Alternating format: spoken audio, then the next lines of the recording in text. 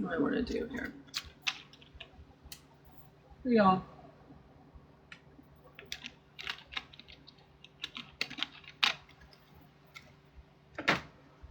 Hello, hello.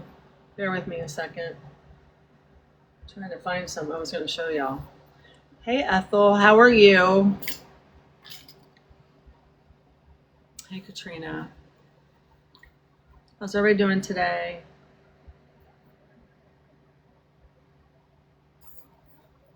Hey, Pug.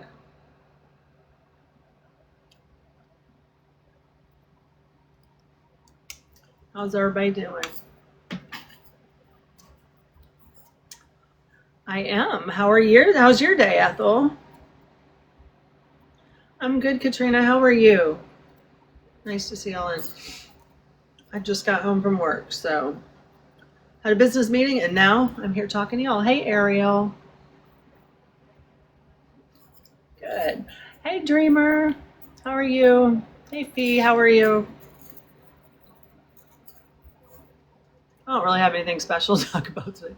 I know, Katrina. I heard. My United Cajun Navy weather app, I think, was logged into Houston or where my daughter's at, and it was saying that you guys were expecting hail. So I was like, it's sunny here. Why are we expecting hail? And it was for you guys there. So be careful. It's going to be a wicked storm season, so prepare for sure. It's going to be ugly. Hey, Dib Dob. Good. Wait on refund to buy cat litter and cat food. Dreamer, do you need cat litter and cat food? I can send you some. How you doing, Dib Dob? Yeah, Katrina, put that app on. Okay, text me what kind you need. Katrina, put that weather app on your phone, United Cajun Navy. It's in your app store, and I'm telling you, it is so far advanced from like the Weather Channel, everything else. It gives you like minutes and minutes, and sometimes an hour or two early on the weather, and if you guys should, be hunkering down or whatever. So is it, Dib Dob? I heard everybody is like, the hospitals are full over there and nobody has any AC. God. I did not know that most people in the UK don't have air conditioning. Definitely change when I want to come over there. I might be going over there in September with a client to get her settled. She wants me to possibly go, so I might be going to London with her. Of course, she's going to wait till the last minute to tell me. But better not be fucking hot, because I'm fat. I need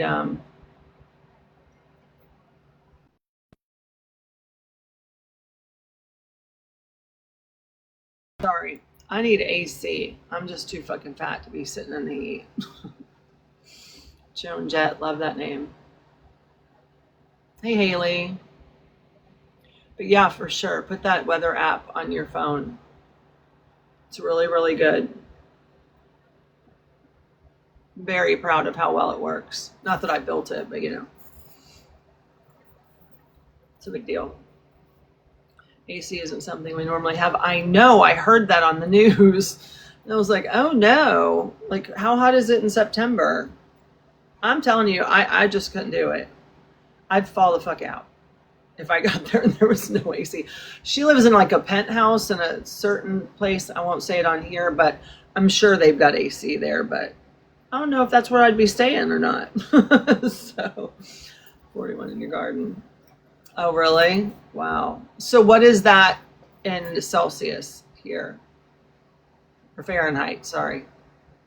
I don't know how that converges. Hey, Katie. I just know it's hot. I've been watching the updates on y'all over there, and I just don't know how y'all are doing it. I think most people should start putting ACs in their house over there, because it's just going to get hotter and hotter every year, We're seeing, the climate belts move so drastically, just like the Midwest. Oklahoma used to be the tornado alley here, and now they're all the way up at the top of the United States, Ohio, Indiana. But we're seeing that shift all over the world. That's what happens when like 12 billion people live on a planet, I guess. Can you buy one of the mobile AC units like this one that I have in my room? Because my husband likes to keep it 12 degrees in the house.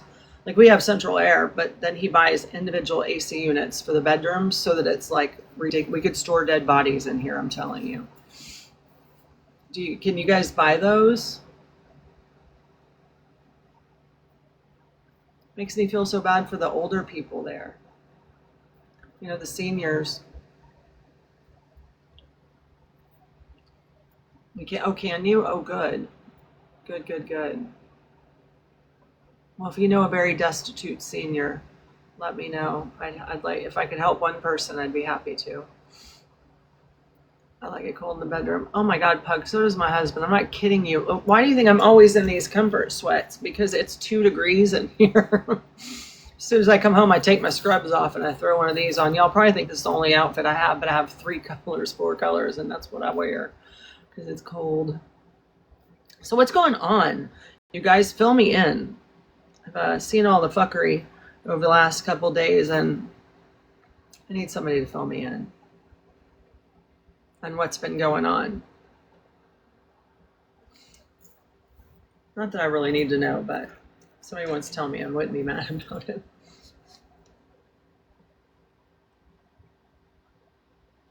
I haven't had a chance to like see all the replays and stuff everywhere.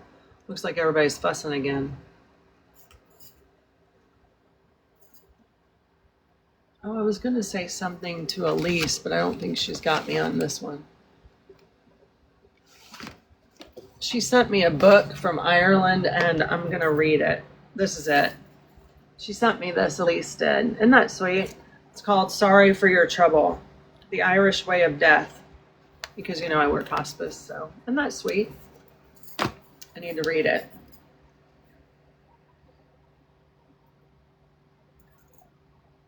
So, what's going on, everybody? Anything good? Hey, B, the real B. Naomi, come up and say hi to everybody. How are you feeling today? I just got home. I was going to call you for dinner and see if you want anything. When are you reading that one book? Oh, the other one, I got it. So I was thinking a chocolate cake. Yes. Hey, Zombie Mom. Hey, Forge and Blame. Oh, Archie. Believe it or not, there is nobody doing any relief in your area. We've been trying to find somebody, but because your governor has not declared it as a disaster area, nobody's there. You can still go to FEMA and the Red Cross and apply just through their regular links. And if you need help with the application, let me know, because I've done it a million times with people. You can go there, but he was like, let's wait a few days and see if they send anybody in, and nothing. They didn't declare then that should have been. Thank you, Zombie. I didn't want you to think I forgot about you, and I meant to message you last night, and I apologize that I didn't, but they were like, well, let's see what the governor does. But the Red Cross, you can still apply there. Tell everybody you know. So I think Gypsy disabled her account because she had gotten so many strikes. And she does this often, as Ashley Baby posted. Whenever she starts getting a bunch of strikes, that's when she'll take her social media detox so that the strikes fall off so she doesn't lose her account. So it's pretty normal. She does this all the time.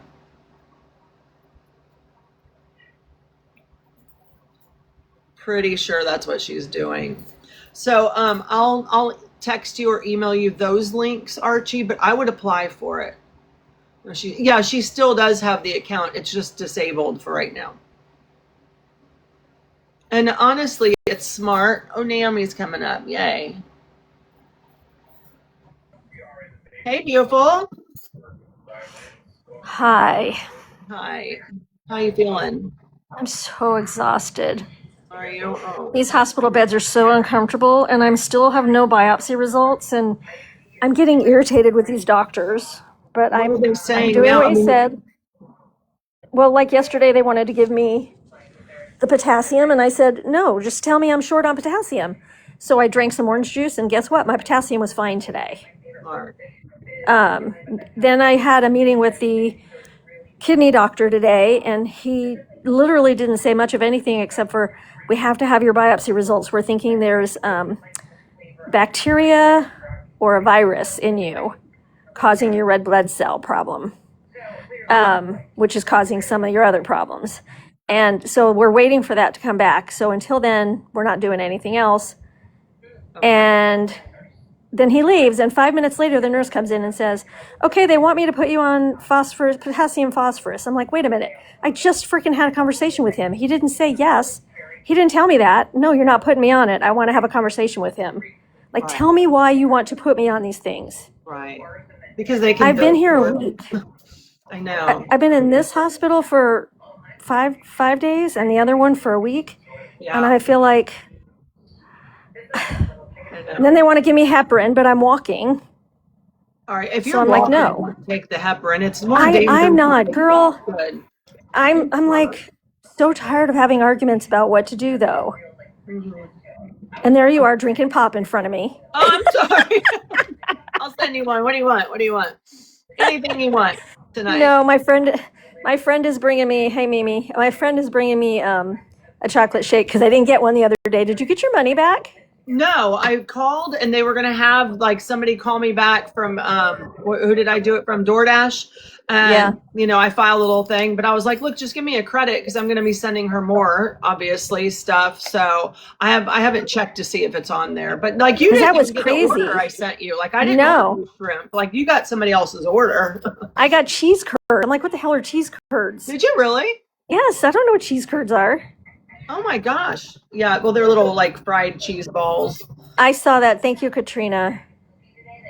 Yeah, I'll check. I'm pretty sure they gave me the credit because they said they were going to, but it doesn't matter. You just tell me what you want for dinner. I'll send it.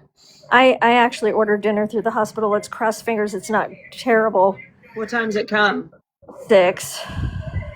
Well, why don't you see what it is, and that way I can get some dinner there at your time for dinner if it's not good. I'm sure it'll be fine, but I will let you know. Okay, because I'm tired. I'm just exhausted. I tried to sleep in the bed. I couldn't sleep in the bed. So I tried to sleep in the recliner. I couldn't sleep in the recliner. So then I slept in the window seat. And at 4 a.m. Do you want me to send you a foam for your bed? I've done it at the hospitals before. You want me to send you like one of the 4-inch foams? I have it. It's just not comfortable to me. And then at 4 a.m. they came to get the blood test and they popped my vein. I like literally am bruised from head to toe. Jesus, girl, I'm so sorry. But you know what? I'm praying every day that they just give us answers so you know what to do. Like there's got to be a care plan. What is the problem? What is the care plan? You know what I mean? I know, and my GFR hasn't moved again, so I'm kind of disappointed in that. Are you but at 9 still? No, I'm at 11, so it's better than it was. That's up 4 points. Yes, that's so much better. See, and if it is coming up, that means it's got the capability to continue coming up. But what do we do to get it up? Well, that's why I'm waiting for the biopsy because they're supposed to tell me if they're dead or just injured. That's the other biopsy that I did. Right. So I can't believe you haven't, but it's only Monday, so hopefully they'll have it in sometime today. I just keep asking them. No, because it's in Arkansas and it's 5 o'clock in Arkansas in 10 minutes. Oh, it's in Arkansas? Yeah. Well, tomorrow morning. I want to go home. I want to go home. No. It's going to be over soon. You're going to get good news. And so tired. I know you are. It's a lot being in the hospital. Just make sure you're walking every day, okay? I am. I mean, I knew this was coming. I hate Crohn's disease. Girl, I see you eating and drinking what you drink over there, and if you really have it, girl, you need to stop. I'm telling you, you do not want to end up with me. And I'll drink like part of this, but here's the thing. Like even the last month, I told Chad, I was like, my Crohn's is really acting up. Like if I eat something, it comes out like water, or I get nauseous and it just sits in my stomach and I vomit. I mean, this is the worst bout that I've had without going to the hospital because I can't keep anything in. So I'm having to drink all these electrolytes and stuff because I start getting dizzy and but sometimes I'll drink it. This is actually Chad's. I'll drink a little bit just to settle my stomach, but you're in the field. I was not, but I obviously looked up Crohn's and knew a lot about it because I've had it for many, many, many years. And that's how, when I got my terminal thing 2 years ago, I was told, do this, don't do this. So I kind of know about diet, but it wasn't until the kidneys kicked in that I really learned what some of the stuff in our food does to your body. Yeah, 100%. Lots of bad things in food that triggers Crohn's. And they think that's why Crohn's has come about in our generations, because we're right around the 70s, 80s, you know what I mean? Where all the fast food, the dyes, this, and it's really messed up our stomachs and our intestinal tracts and everything. I read a bunch on it too, and it's shocking what it's done. But I hope I want your kidneys. We got to just figure out how to get them working. And have them let you test to see if somebody can give you a kidney. I got 2. I already talked to them about that. They said because of how my Crohn's is, I was already terminal before this, girl. So there's no sense in putting a healthy kidney in me because I have other things going on. I know, but Crohn's is manageable. I mean, right? Like, no, not when you have as many body parts taken out as I have. Yeah, you have had a lot of surgeries. I don't know. I'm just saying, if we can talk somebody into letting you, I'd be interested. Oh, I have somebody who wanted to give me their kidneys. I already checked into that. Well, maybe we can change their mind if it comes. I'm thankful they gave me the magnesium that I've been begging for because I couldn't lift my arms before. I couldn't wash my hair. Remember I said I couldn't get myself changed? So they gave me the magnesium and now I can get myself dressed and brush my hair. Oh, wow. That's all it was magnesium. Yeah. See, I'm so glad that you're smart and that you know what to ask for, what to decline. I mean, you know, I really am. Yeah, but then you have the doctors who come in and they'll say, so I heard you rejected this. And I'm just like, yeah. I drank a glass of orange juice and I'm better. Like what? You know, I'm sorry you couldn't charge me $1,100 for a bag of potassium. Right? That's exactly what it is, you know. I had my son bring me my favorite orange juice and I'm looking at it. It's 46 ounces and I've drank probably 40 ounces of it. Oh, wow. Think of things that I can, if you don't want dinner, if you do, or other things, I can send Instacart over and just have some things dropped off for you. And, you know, that'll make it a little more bearable. And at least you'll have something there to nosh on, you know? Yeah, I'm really not a nosher because like you with Crohn's, every time you eat, you're in the bathroom. I get it. 100%. I do. And thank God I'm right next to the bathroom. So yeah. Isn't that crazy how you can eat and just 10 minutes later, it's just like you're just shitting water. Like I just swallowed that. What is wrong with me? It's like and that's why people used to say I didn't have it because I wasn't fat, but I was larger and they thought you had to be real skinny with Crohn's because you do have that issue. And that isn't true because it is what it is. You know, I had other things going on too. Yeah, that's definitely not true. I do drink lots of protein and the collagen mixture. It's all I can keep in half the time. So Katrina, orange is my worst color. I heard her. I don't have access to my clothes here anyway. I literally just have my pajamas. So you want a pair of jammies? I'll send you some jammies. I have 3 pairs of jammies and I brought 9 pairs of changing stuff. Okay, good. Because I knew I was going to be here a while. Yeah. Well, just come up with something. I mean, see what they're going to have for dinner. That way, at least if it's something grody, I can send you over dinner at least. They sent me lunch and it was meatloaf and it looked like somebody took a turd on my plate. I couldn't eat it. Why didn't you text me? I told you to text me. Because at that point, I really wasn't hungry. I ate a peach and just that's it. How did it settle the other night, the stuff that you ate? It was fine. Yeah, it was fine. Good. Oh my God, I never enjoyed fries so much in my entire freaking life. Good. I know you were like, I don't care what shows up, just send me some fries. I haven't had fries for months. Really? For months. Wow. That sucks. I can't eat them, so I can eat 1 or 2, but again, I'll just get so nauseous with it. So I'm glad you were able to at least enjoy some of it. I'm really glad. You sound much better today. I think it's just I've been sleeping on and off today. Have you? Yeah, and I've taken a few walks. Have you? Oh, good. Yeah, don't let them give you the heparin. You don't need it if you're up walking around. You're fine. I wrote it on my board. They were laughing because she came in. She goes, they want to give you heparin, and I pointed to the board. Didn't you? I wrote no heparin. That's funny. Oh, I bet that just pisses them off. I'm writing all sorts of stuff up there. Do you? I bet you do. I have zero doubt. I don't know, Misty. I think it's just been up there like that since 2 years ago. I'm not sure why it says that. But yeah, meditation is always good too. That's or medication. It Oh, says mediation, but I think she meant medication. yeah. Yeah, I'm not a medication person. They've already offered me Tylenol and stuff for nausea, and I'm like, nope.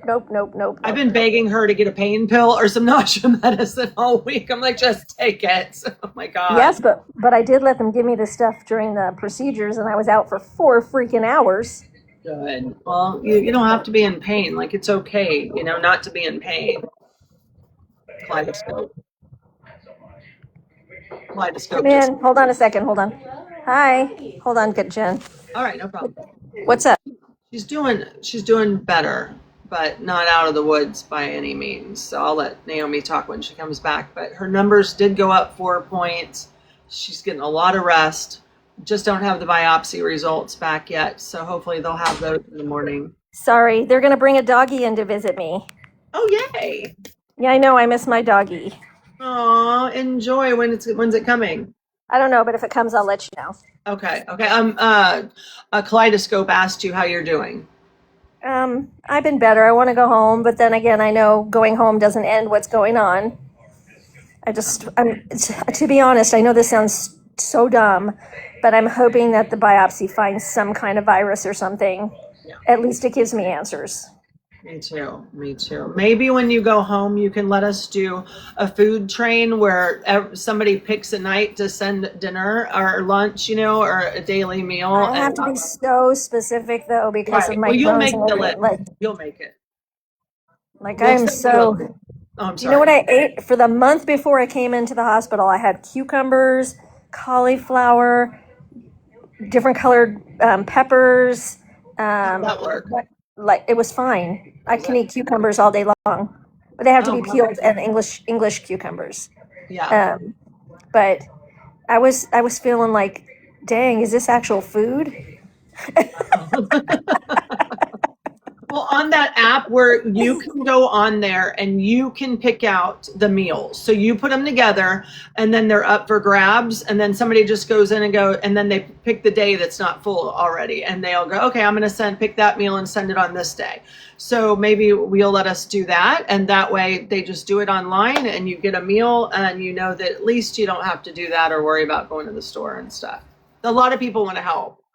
So when I go home, I'm going to be in bed for a bit.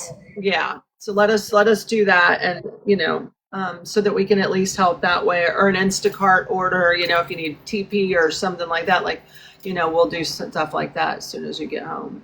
Well, and I also have my sons helping, so I'm not alone. Just so you guys know. I know, but a lot of people here care about you, and people want to help. They just don't know how. So it gives people a way to help reach out. And it takes a little off you too. And your sons, they're doing so much for you. So, wow. Just one little thing that we can know me, I have a hard time asking for help for myself. That's why I'm not asking you. I'm just telling you to pick out the damn food, then we'll do the rest. So it's okay to ask for help, especially when you're going through what you are going through. I'm sending my love, Naomi. Thank you, Michelle. Love you too. Hello, Michelle. Yeah. I'm getting so many messages and I'm finding it harder and harder to get on here, but I was waiting for them. It's 3:00 now, so that means I'm not getting my results today. God, that pisses me off. It'll be there in the morning. You watch. It's going to be there. And I have hope because your numbers did go up. That makes me hopeful because we know it's a possibility to get, better. And kidneys are resilient organs. They really are, So there's obviously a healthy piece in there somewhere. It's just weird that it's both. You know what I mean? I know. That's what was weird to me. Yeah, it is. But you might have something like they said, a virus or a bug or something that's just kind of attacking all your internal organs. I don't know. I have secondary renal failure with one kidney. Oh, Michelle, I didn't know that. Sorry to hear that. Michelle, I'll say prayers for you. Yeah. This TV station here gets 3 channels, girls. It gets the food channel. It gets whatever TBS with Friends is on, and it gets the Everybody Loves Raymond King of Queens channel. Oh my God. And I'm just like, watching repeats all day long. Do they have the app store on the TV where you can sign into your apps? No. Oh, damn. Okay, I was going to give you my app sign. I have my iPad with me. I just am being lazy. Oh, you want me to send you an app stand, iPad stand so you can set it and watch TV? No, I have everything with me. I even brought, I don't know, I like to craft. I make greeting cards now. Oh, and I brought I did all my die cutting and my embossing before I left the house and brought it all in little packages with me. And I'm not in the mood. I'm just getting depressed being in here. Yeah, I know it's hard. Bye, Michelle. Yeah, I know it's hard, sweetie, but we got to get the answers, and then you'll go home and you'll feel much better once you're there. But with a care plan, just need that care plan. We're not taking no for an answer. Well, I tell you what, I never want to see this kidney doctor again. My kidney doctor talks to me and looks right at me. This one walks out the door and looks back the other way when he's talking to you. It drives me nuts. Hey, Jay Vincent. Not good. I tell him, can you please stand here and look at me? I mean, you do work for me. I think he's scared of me, and I do think that's why. Because I've put my foot down. Good for you. You have to advocate for your own health care because ain't nobody else gonna do it for you, That's for sure. So you keep doing what you're doing. I have no doubt that you probably have him a little scared. It has to be. I mean, literally, he will not look at me when he talks to me. Whereas my kidney doctor, who's not on call right now, which is why he's not here, he will look right at me. He'll answer. I'll say, I have a dumb question, and he'll be like, no question is dumb. You can ask me anything you want, and he will respond as much as I need until I feel comfortable. Are you still getting to see him at that hospital? No, he's out right now, but I have an appointment with him next week when I get out of here. Okay. So he's going to follow up with me. I really like him a lot, so. Good. And then, he'll be able to look over this care plan they're going to give you and see if he needs to tweak it or he knows you, so. Yeah, I trust him more. Yeah. So although supposedly they're calling him, who knows? I don't know what to believe anymore. It's got to be frustrating. I know it does. You've been there a long time, but let us help it make as enjoyable as we can. How do you know when you've been in the hospital too long? When the nurses start rounding again and you recognize them. Yeah, exactly. Oh, hey, you're back. How nice to see you. They ask, how's your mama and them? How are your kids? Because you know them so well at this point. Yeah. Or they say, oh, you're still here? Yes, I'm still here. Not for long. We're going to get her out of there. We're going to break her out of the clink, you guys. Well, think about what we can, if there's anything we could send, maybe Diamond Art or something. Oh, I hate those things. Oh, do you? Okay. I don't know why. Yeah, I have no patience for that. Are you kidding? Who wants to sit there and put dots on things? I don't know. A lot of people really like it. So I know. Thank you, Crystal. I can't even imagine. That's so monotonous and redundant over and over and over. Let's just sit there and put the dots on.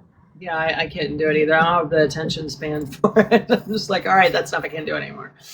But, or if there's something that we can do to send, it makes me feel better to want to send or help you while you're there. It just stresses I appreciate the meal the other night. That was nice. Well, I'd like to send you. And I did taste the cheese curds, but ew.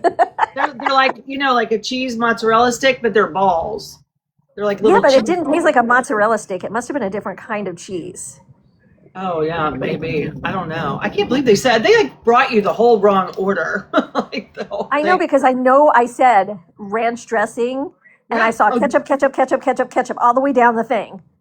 Oh, did you really? See it?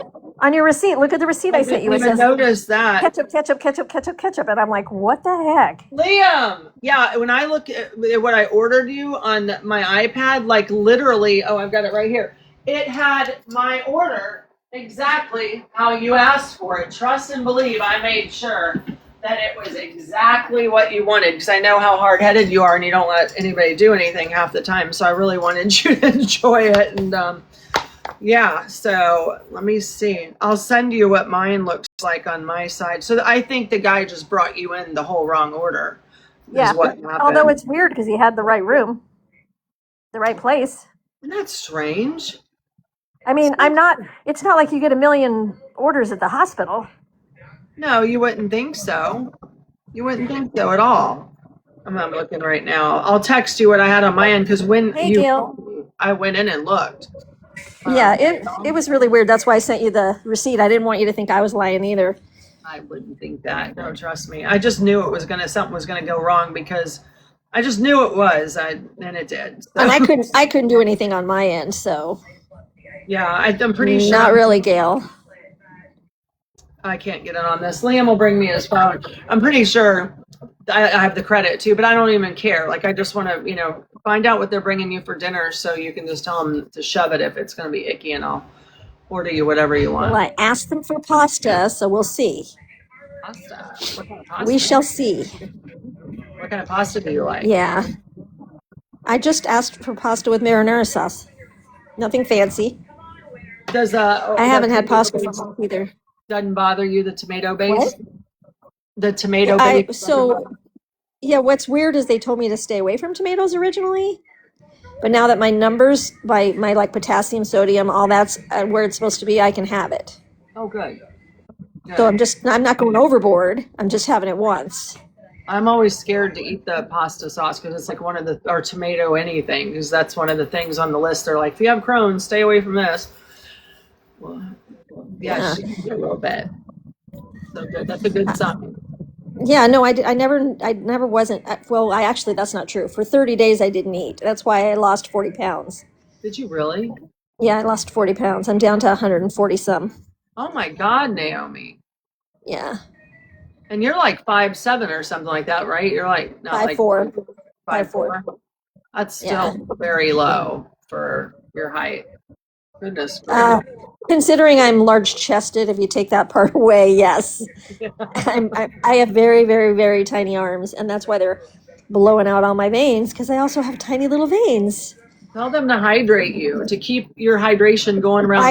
I'm drinking nonstop. It has nothing, it's not helping. No. They took my blood this morning, and as soon as they put the needle in me, my whole arm blew into black and blue. Jesus, Naomi. Did you ask them about an IV specialist too? Those make a big difference. I have to have one again because I have to have my third IV in this hospital because they can only keep them in 3 days. Okay, then definitely say I'd like an IV specialist, somebody who specializes on small children. They have people that are certified for that, and they're used to getting the tiniest little veins without poking you multiple times. So don't be afraid to ask for that.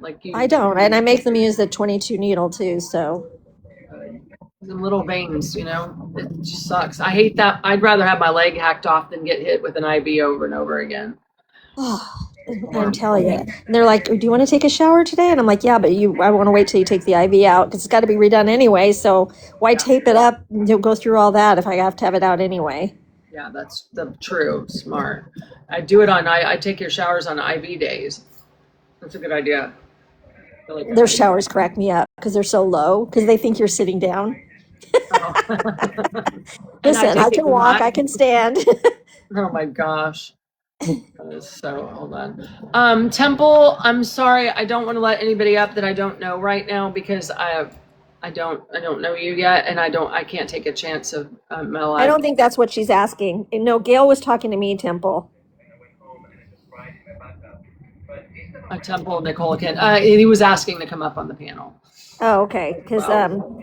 Because Gail was asking me to message her later. But no offense or nothing towards you. I just want to be careful while Naomi's up here because I don't want to. Sharon. We don't need anything started. I already have people like Dreamer who don't understand what's happening with me, and they still go on about me. So I'll talk. We don't need that. No, I'll explain to her what's happening. It's not the time with you being sick and what happened with Dank, and it's just like I thought people would take a few days just to not be complete assholes on this app, and it never stopped.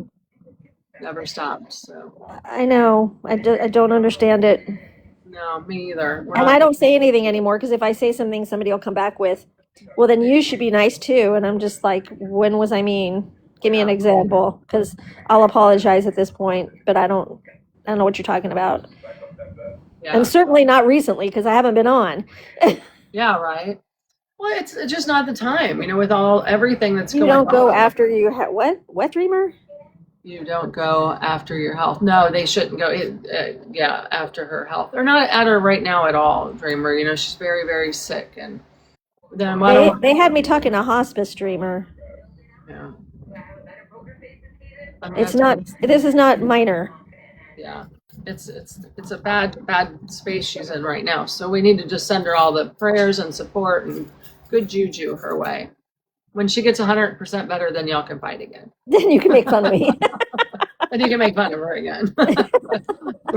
Yeah, not while she's sick. That's right, Dreamer. Not while she's But sick. I'm going to give it back. Exactly. Be careful what you know. Never know. But yeah, give her a break, Naomi. Anything passing through God. See, okay. Yeah, that's sweet. That's sweet. We just need to send her all the good vibes right now. And hopefully we'll get something set up for everybody who wants to help, or whatever Naomi wants to do, what's going to best help her. And then we'll get that Right going. now, I just want everybody to pray I get answers by tomorrow, because I can't keep doing this. I need answers. No, I don't blame you. I'm about to lose my crap. Hey, Nicole. I know. I can't even imagine how frustrating this is for you. But you know what? Everything's happened for a reason, and maybe, it's taking time because they're going to come and bring you some good news.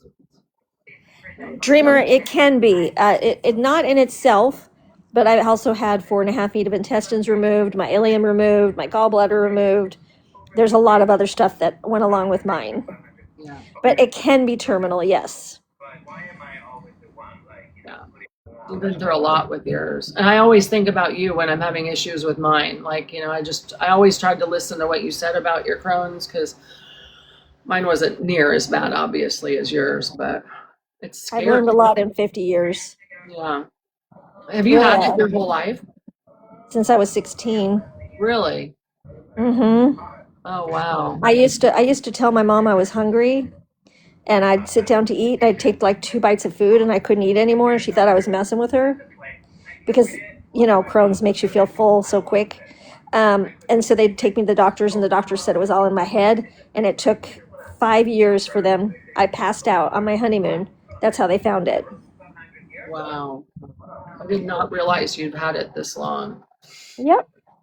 I did not realize 16, that. And I'm 64, so. How old were you Thanks, when Amy. they diagnosed you, like officially?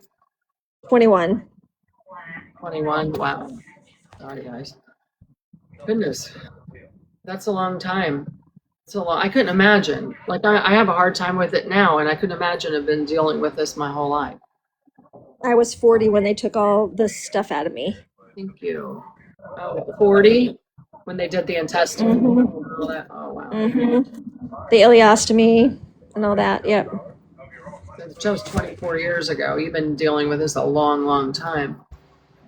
And I can see how it would take a toll on your body. I mean, it does mine. I'm not even near where you're at, but I just am worn out and just weak, and I get, lightheaded. I couldn't imagine doing this for 24 years at the rate you have. I'm sorry. I didn't realize it was that long. Which is why I didn't know I was sick in a different way, because I was just super tired, and that's what Crohn's is. And how would you know it's something else when it feels like something you're used to? Right. Yeah. So what happened this time that you felt like it was everything was just out of control? Did you just get well, in March? In March, I got COVID for 9 days.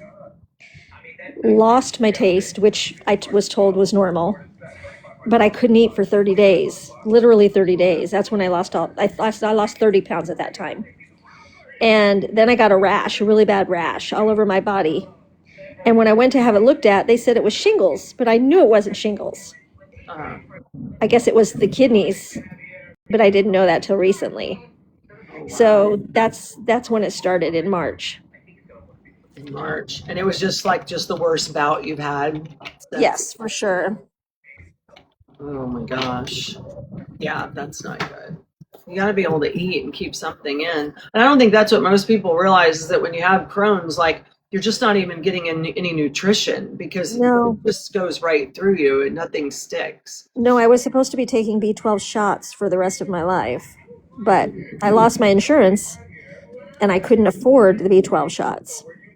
Oh. So now I have insurance again, so I'll be getting B12 shots. Do you? Oh, good, good, good. I was going to say that could be something that we could ask the community to help with. You know, I got it now. Okay. Yeah. Yeah. See, those are like good requests. You know, when you need something like that, that's when we should reach out to the community, because this can be, as crazy as everybody is here, when push comes to shove, they can really band together and do great things. So, Yeah, but, and don't take this wrong, anybody. I also don't like that some of them will come back later and put it in your face that they did stuff for you.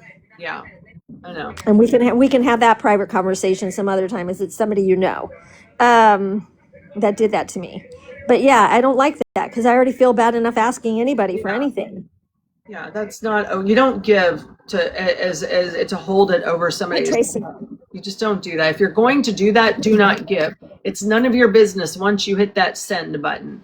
If you're sending it with good intent, then that's all that matters. You know. Yeah. Bring it up later. Craziness.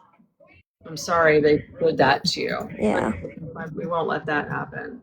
But, you know, I've had a lot of people reach out to me asking what they can do, where they can send stuff, and how they can help. Hey, Jenny. So, you know, there are people, I want you to know, that are really wanting to do whatever they can. So, you know. Yeah, I appreciate it, guys. I'm going to head off of here because I'm starting to get like where I'm tired. So. Okay, girl, get some rest. Check on dinner. So if it's crappy, I can send it. Thanks. I know my friend will be here soon with my shake, so at least I get that. Yay. All right. Well, let me know. I'm gonna close my eyes till she gets here. All right, guys. Thank you all for the love. I'll see you later. All right. See you later. Bye. Yeah, she does need to lay down. That was she was on for a little bit today. So I'm glad that she came up and chatted with all of us.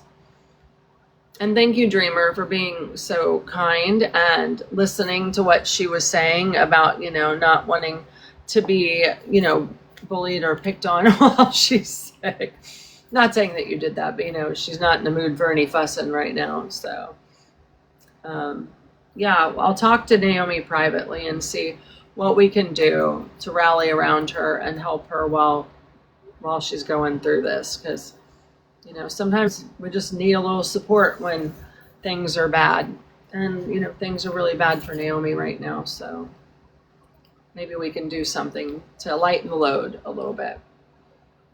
So, and Dreamer, I wasn't saying anything bad about Gypsy. Somebody had just asked a question, and I know that she does that to clear her account sometimes, which is smart, so she doesn't lose her account. She goes off for like 30 days and lets those drop off. So that's what I was just saying earlier about Gypsy. I don't really know what's going on with her. I don't really keep up with it unless somebody comes and tells me. I do want to read this book, so Dreamer, I will text you when I go on and read the book, because I don't want, you know, I know you don't like to be around for those kind of things, and I love you and I'll respect that. So, but I would like to start maybe tomorrow night. I will. I know there's a couple other creators. There was a couple creators who wanted to co-host with me so that we could read, I could read a chapter, they could read a chapter, and we could do it together and take turns amongst some other creators. I thought that would be like a lot of fun. So if you guys are up for that, we can do that. And I think you'll enjoy the creators who offered to help read. So I'm excited. I haven't read one word of the book yet, so I'm excited to see what he put together. That's for sure. What's going on? You guys fill me in. Tell me what's going on. Fill me in. Bring me up to date. Hey, Petty Betty.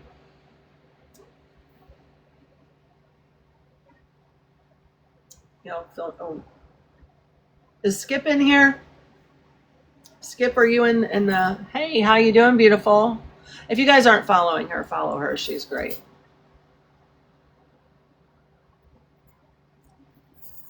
I love her videos. She's funny.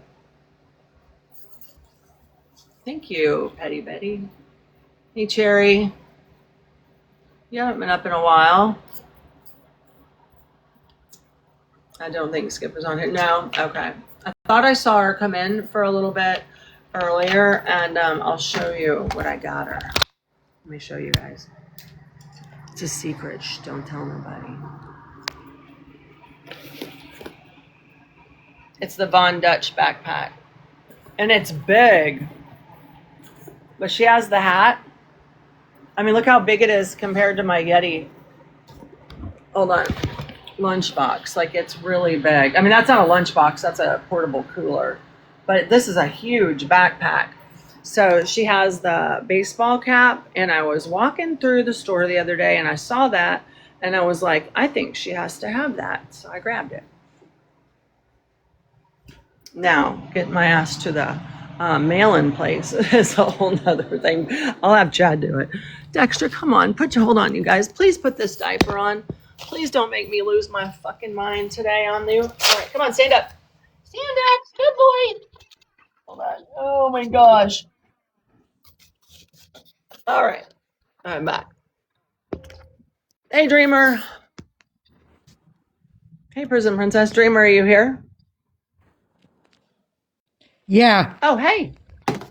You know what? I don't care for Naomi, but the one thing we don't do on our side, we don't go after people because of their health issues. Yeah. Yeah. And I haven't called her out for like forever. And the last time it was about the that T-can thing. Oh, yeah. And she had messaged me. She didn't tell me exactly what was wrong with her, but she said she has some terminal. Would I please take it down? And she agreed to take a video down for YouTube. I took it down. She did not. I almost put it back up because of that. Well, we'll talk to her about it. I appreciate you taking it down. I appreciate you being kind. Nah, it's been so long ago. I don't even remember what video it was. But no, I wouldn't go after her because she's sick. Thank you. I appreciate now, that. When I lost my sister to Lou Gehrig's disease, and when they first tested her, they went to test her for Crohn's.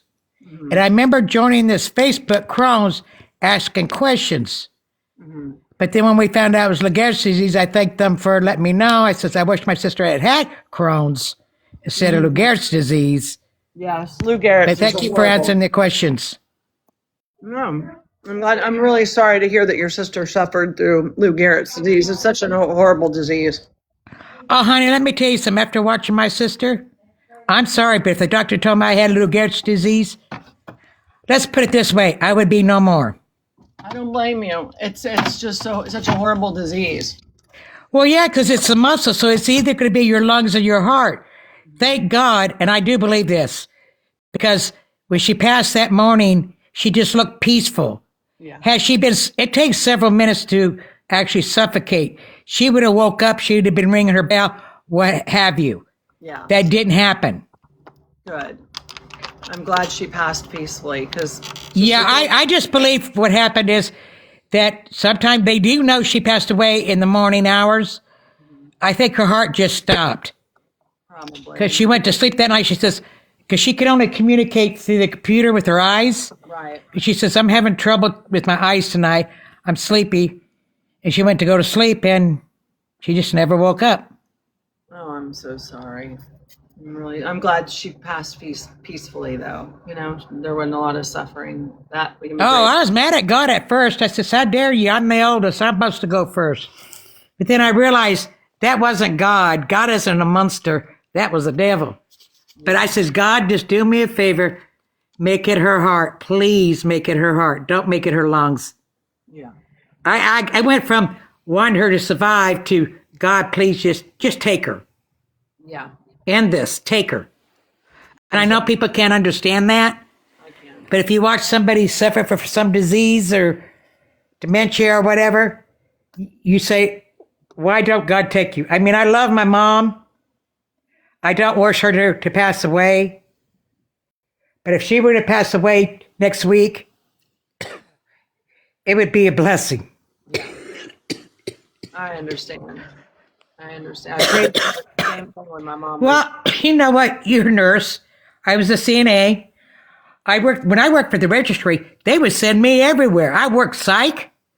I worked acute hospital in Chula Vista. They would I was taking care of Martin, my grandma's boyfriend, so I could only work on the weekends.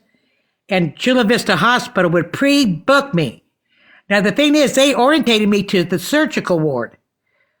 So even if they were short in another ward, they would take one of their aides from the surgical floor, put her in that floor, and stick me in that floor. But I often, when I went there, was to, quote, babysit a patient, usually elderly. They may not want to stay in bed.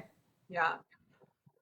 You must have been really good at what you did for them too. I did, but I didn't really like acute because it was so boring. I'd be saying, patients, please ring the bell. Ring the bell. Give me something to do. Yeah. I used to call it flat back work. What, did you? Yeah. Because when you work in a nursing home, like I always work knocks because I didn't like dealing with the families. I really don't, because they wouldn't like what I say. Right. So I work knocks. I would get 15, 25, sometimes 30 patients. On the last rounds, with all those patients, I'd have to get up 3 and get the rest changed in 2 hours to do it in. Isn't that crazy? Yeah, but we would have aides come from the registry that worked nothing but acute. They got overwhelmed with nursing home CNA work. Yeah. We had to help them. Yeah. I believe it. They're not used to that many patients. I don't hire anybody from the registries ever. Ever. I like hand-picking good people, I'd hire you. I worked the psych. And I noticed, but I tell you what, I noticed about the difference between a nurse in a nursing home and an acute hospital. Don't go anywhere, Jenny. In a nursing home, if you don't know how to do it, they get mad. They really get angry at you. Yeah. But if you're like, I was working in the hospital and I reported a patient hadn't urinated all shift, and they says, "Oh, go do a sonogram on their bladder." And I says, "Ma'am, I don't know how to do that." Yeah. The nurse, she didn't get mad. She actually got excited. She couldn't wait to show me how to do it. Hold on. I think Naomi got her a no, but what? Oh, Naomi. Oh, Naomi, how'd it go? The biopsy came back and it's cancer. Oh, shit. What, do they have? When are they going to start you on treatment? When are they going to start you? Are they going to use radiation? She just got it. It's bone cancer. Naomi, well, I'll call you privately. Oh, fuck. I'll call you privately. Oh, I'm so sorry, Naomi. Are they going to use radiation or chemo? She doesn't know. She's stepping off right now. She just wanted to let us know. I'll call you in a little bit, Naomi. We'll talk privately. While I bear with me, I'm gonna veer out onto something else real quick, because Jenny Gnomes, who's in my my comments right now, dear friend of mine, was with her at the United Cajun Navy for years and years and years. She has a nonprofit, and I was supposed to go twice now, and I just don't think I'm going to be able to make July either. But she goes to other countries and helps with medical care, housing, all kinds of stuff like what we do here in time of disasters. She does all the time over there. So they're going back again in July. And Jenny, can you put your nonprofit in the comments? She has a nonprofit, and if anybody wants to donate to help somebody, like last time I was supposed to go, they did they built a basketball court and put roofs on seniors' houses, just all kinds of stuff. But she takes over wheelchairs, everything we can. All right, can you put it in the actual website in here so that they know where to go? And I'd like to start sharing this out. Everything goes directly to her. And I would, if anybody feels the need, you can read up on what they do. And it has been completely my loss that I haven't been able to go with her yet. But I wish I could, but she does amazing work. And she is always first at the PODs on the ground, her and her sister, every disaster that we have. I used to think I worked hard. I don't come close to this girl when it comes to disaster. She is amazing. And mainly the person that runs the PODs, because she just stops her whole life and will stay out there for weeks and weeks on end. Yes, El Salvador. I would go in July. I just don't think I can afford it, to be honest with you. But well, I hope Naomi only has to have radiation. We don't know. Because No. She didn't say that. She doesn't know. She just said they told her. No. Let me finish. Because with radiation, you'll feel tired, but you don't throw up. If they have to do chemo, that makes you throw up. Yeah. Everybody, she just came and Naomi and announced that they just told her the results, and it's bone cancer. I can imagine, Jenny, and I don't think Todd will pay for it. So I just don't think I can do it this time. But if Todd, I tell you what, if you talk Todd into buying my airline ticket, I'll go. So, yeah, everybody, please pray for her. Gypsy will be back on TikTok. She'll be back in probably about 30 days. She always does that to let the stuff drop off of her account, which is smart. That way she didn't lose her account. Thank you, Jenny. Thank you so much. Oh, what I did when one of my account got that warning, I just went up to my back page and put up videos until it dropped down. Yeah, good. Yeah, I stuck it on private. Everybody pray. Then when it was off, I undid it. Yeah. That's great. But no, she was online because I have a friend who was expecting a baby, and Gypsy helped her do the gender reveal. But unfortunately, they had trouble because it was just private to friend. Anyways, I had trouble a lot of people had trouble getting in. So there was only 5 or 6 people that got to see the gender reveal. But somebody had filmed it on our side, and they put it in Discord. So that's how I had to watch it. She's having a little boy. Who is? Her name is April. Oh, okay. I thought you said Gypsy. No. April. Yeah, Jenny, I agree. No, Gypsy helped her do the gender reveal. Oh, okay.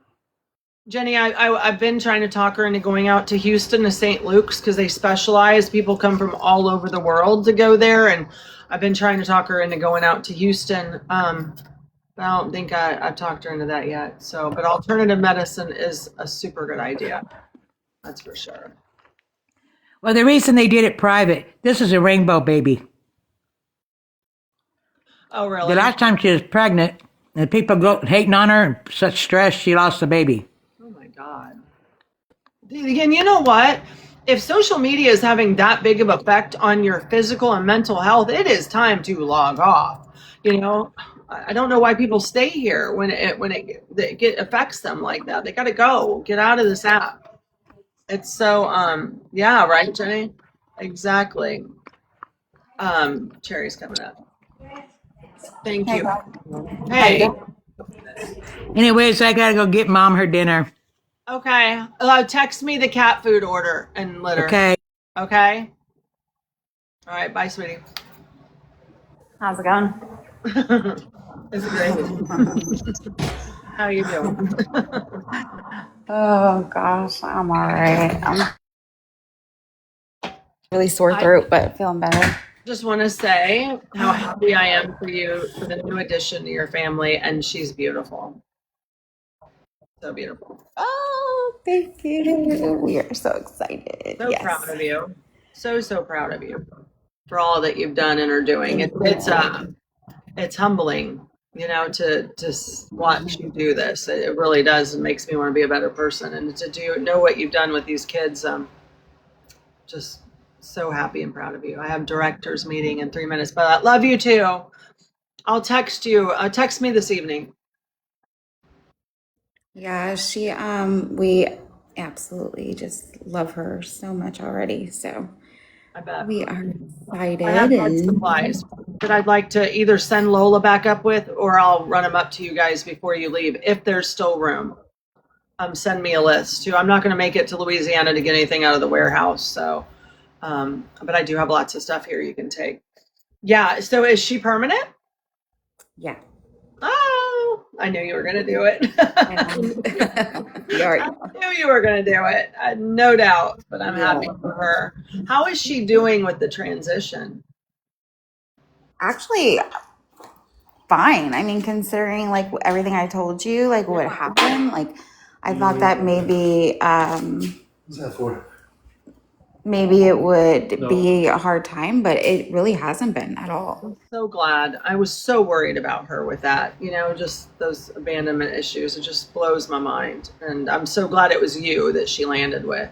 You are exactly what she needs, you know. Yeah, she's in there. I bought her a vanity and she's like super excited about it. My husband finished building it today and she's like in a room. I did sunflowers because it just reminded me of her personality, like so like Yeah. bubbly. And so it's a yellow and gray, the paint, and then all sunflower decorations and bedding, and then her vanity with all of her makeup and her. I'm gonna send her some of that Clinique sunflower perfume. Yeah, yeah. I want to send her like, I'd like to get her a pair of shoes and then like a girly basket. You know what I mean? Like something that's just like maybe that she's never had before. You know, like I don't know. It's up to you. You tell me. But I'd like to send something like. Yeah, yeah, we'll talk about it. Yeah, she's very sweet. Yeah, I'm excited. So I take it y'all aren't going to make it down during the summer, which sucks. But I hope you do eventually. I want to meet her. I want to meet all of them. We will. I'm gonna try. Even if it's not in July, either August or September. So we'll definitely be down there eventually soon in the next couple of months for sure. Good. I'm excited to meet all of them, but you got a little girl. Yeah. I've never been a girl mom, so it's definitely new. But it's exciting. I bet it is. I bet it's just so different. And it's different with little girls. You know, you kind of have that bond that you can create because you're both girls, you know, and do all the fun girly stuff that probably she's never had before, and you've never had anybody to share it with like that. So that's really cool. I'm very happy for you. She loves taking her to do her hair indoors. I'm taking her to get a pedicure and stuff like that. Oh, really? When are y'all going? This weekend. Okay. I'd like to help with that. So when my check goes in Wednesday, I will send something to help with her beautiful day trip with you. Oh, but you don't have to, but we appreciate it. I want to. I think I'm just so happy for her. Like these kids go through so much, and then to find a good foster parent and most likely permanent parent like you is, you know how rare it is. It's just like these kids have really, really won. They're winning, you know, which is good, which is so good. And I'm happy. Your husband has got to be the most understanding and patient man I think I've ever had in my life. Ashley's like, we're getting another kid. He's like, yeah, I know. He's like, what are you doing to me? But actually, he's really enjoying the girly stuff. He's like, am I gonna have to deal with like boys coming to the door eventually? Like, this is not okay. Like, he's already like, it's funny, but. Yeah. And He's gonna have all those things. Yeah, and say building the vanity, like he was just like, oh my gosh, what have we done? And I'm like, yep, this is where we're at. So my first husband, when anytime Kirsten had a boy over, he'd always say, walk me to the car or truck to get something out of the back. And when he'd open it, his big would be, you know, pew pew would be like laid across, you know, just so they knew. They fuck around. That's what he said. He was like, I'll open the door with my pew pew. Exactly. Well, she's a beautiful girl. That's the thing. She's beautiful, and she has like such a great personality, and she's so just sweet and thoughtful, and we're really excited to have her. And it was so unexpected. Like it was not expected at all. So I knew the minute you mentioned it, though. I even when we hung up, when we were talking about it, I was like, she's gonna do it. She's gonna do it. I know she's gonna do it, and you did. Oh yeah. As soon as I like talked to my mom about it, she was like, I already know. Why are you calling me? Because I already know you're gonna do it. I'm like, yeah, I know. I am, but yeah. But that's okay. That's just who you are, and it, you know, it's just so selfless, and I'm just really happy for you. I'm really happy for her too. Just hearing these kids' backstories, how could you not be? Like they just hit the jackpot, and I'm so glad. Like there's 3 that you just, you know, saved. How old is she again, Charity? 12. Yeah, right about to the fun part. Oh yeah.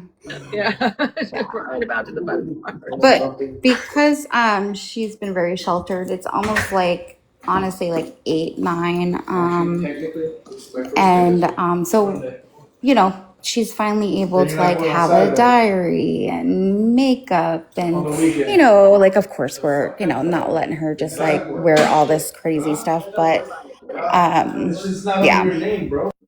That is the fun part. Now, like I said, you get to do all these girly things the first with her, and probably something she's never had, and so I'm just so happy that she landed with you. I mean, I'm so proud of you. I mean, a year ago, this was not your intent. You know what I mean? Like, this is not why you started this, and now it's exactly what you should be doing, So, Yeah, we didn't start this to do this.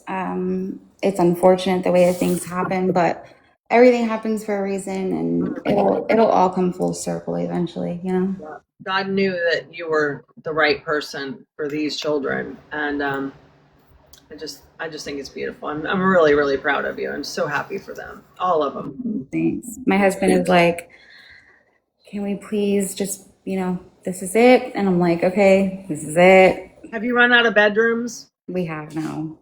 You haven't? We have now. Oh, okay. Well, then it's time. Yeah. They've all got their own rooms. They've got the best life they could have ever wished for. And my husband even lost his game room. Did he? Yeah, he had like a whole room. Like I think you've seen him on live before. Like he had his own room and like a whole setup. And he has lost that. So at first he was like, no, please don't do this to me. But it's all worth it because, we need to do something good for the hubby. That's what we need to do, something for him, something special. And, he's just been so wonderful to you about all this. And, you guys were empty nesters. Yeah, You were right there, ready to live your best lives. And now you're parents to 3. In middle school and above. Yeah, because our kid is 20. He'll be 21 in January. I mean, I just turned 41. My husband will be 40 this year. So we definitely were done. And we started over. And I think that's probably the only like hardest thing for my husband is he's like, when we want to go out or we want to have a date night or we want to, be gone for the night. He's like, this is the part that kind of like, now you have to go back to, finding babysitters. And, my son has been really good about watching the kids when we go, but, he's also 20, about to be 21. I don't want to tie him down, Yeah. No, I know. Hi, ladies. Hey. Beautiful. Hi. So, Cherry, you do foster parenting. Is that what I'm hearing? I do, yeah. And then you just did a permanent, like a full adoption? I have 2 that we're doing full, yeah. Oh, that's so cool. That's like angel's work. Isn't it? That's what I'm saying. Yeah. Sometimes. Just, she just takes them and she's like, all right, we're going to do this. Like, this is forever, Yeah, I'll that's call how. and be like, so, and she's like, oh gosh. My aunt, and my grandma took me in when I was little. My aunt was dating a gentleman, and I was like a year and a half, 2 years old, and they were only together for like a couple years, but he literally took one look at me when they took me in, and he was like, "That's my daughter," and never was my daughter until my dad till the day he died. And he died like 3 weeks after I got out of prison. He waited for me to get out of prison and then passed away. And I knew he was going to. I knew exactly that was what he was doing. But he had no ties to my family, didn't even know adoption, no none of that. It was just, that's my dad. He just raised me. That's just how it was. Yeah. That's sweet. Yeah. I'll be honest, my husband, with our biological son, he was always the tough one, I was always the the pushover. He was the tough one. Yeah. And our other son that we're in the process of adopting, he's the tough one. I'm the pushover.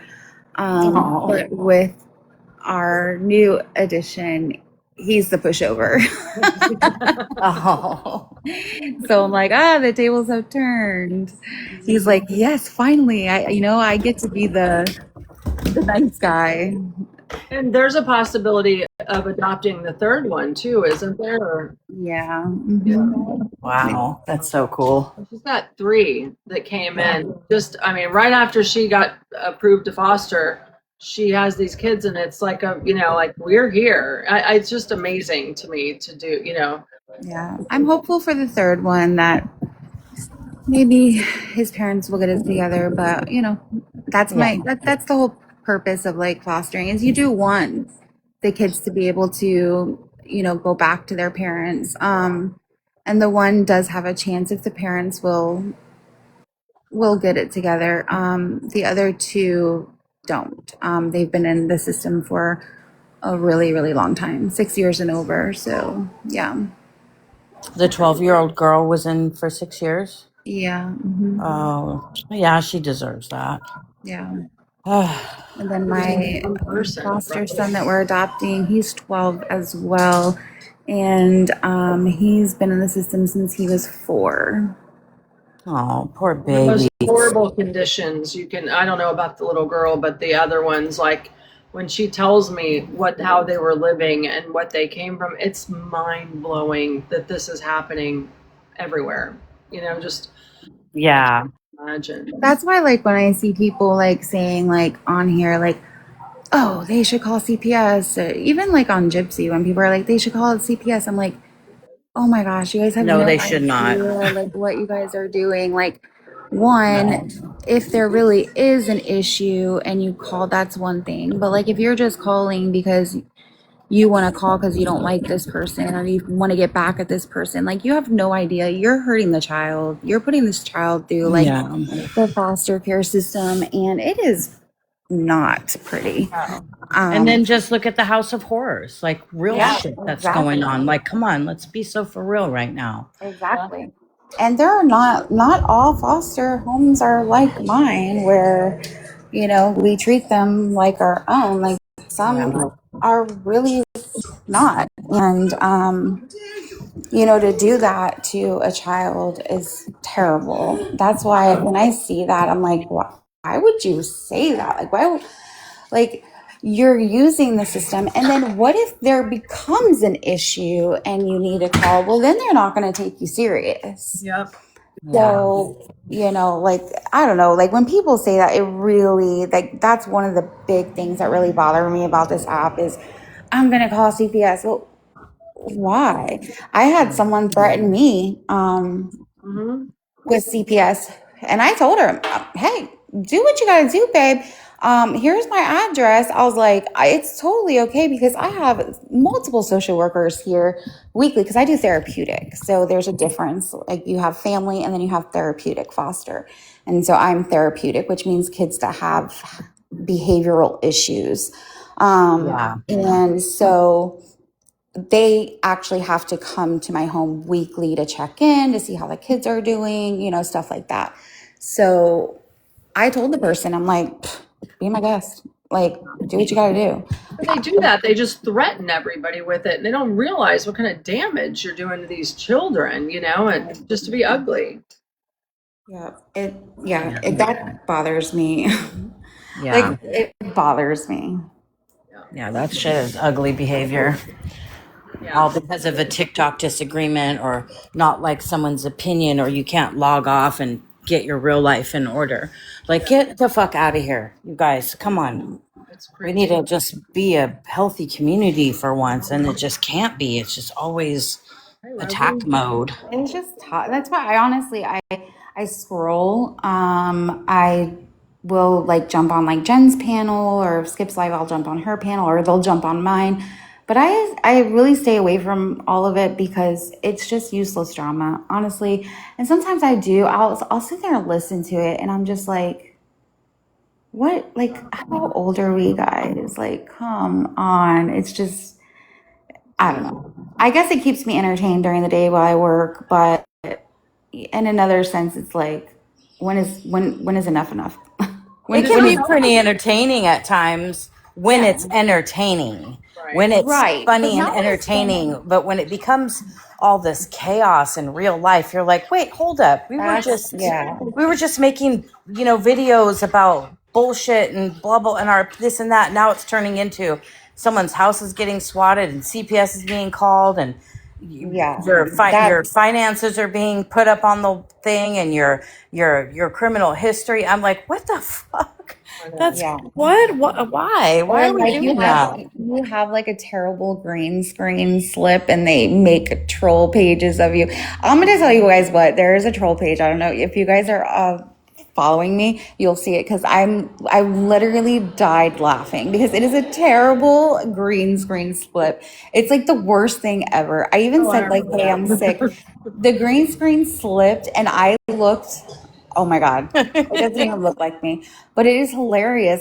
When the person, whoever made it, went through like all of my videos and liked it, I guess they wanted me to see them, which I saw you. It's okay, calm down. You don't have to like everything.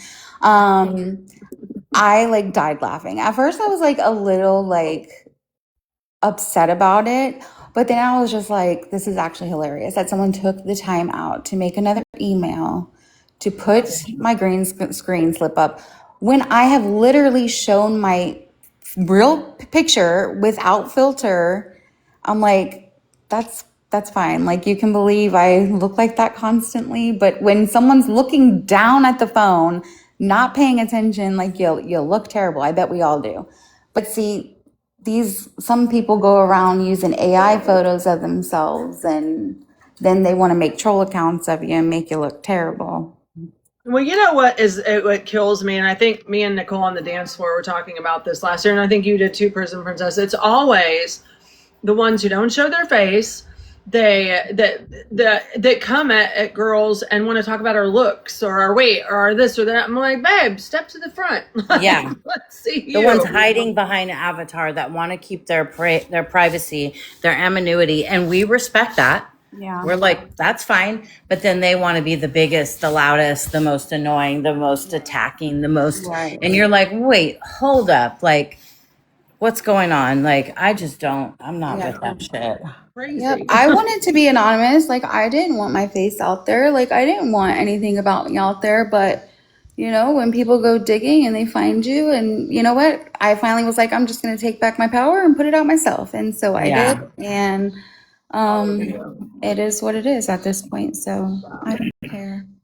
Yeah. But Loki, I did not know that you raised two of your nieces. That's awesome. I actually became a foster parent because my brother who passed away, I was fighting Florida for the longest 2 to 3 years of my life. And they did me Florida is just so, Very Yeah. good. You did him dirty. Your knee, yes, leaving with a non-family member who's 70 years old instead of coming to you, and look how great you are with these. And I did everything that they asked me to do. I became a foster parent. I did all of the, I mean, this paperwork was like crazy. And the questions were even crazier.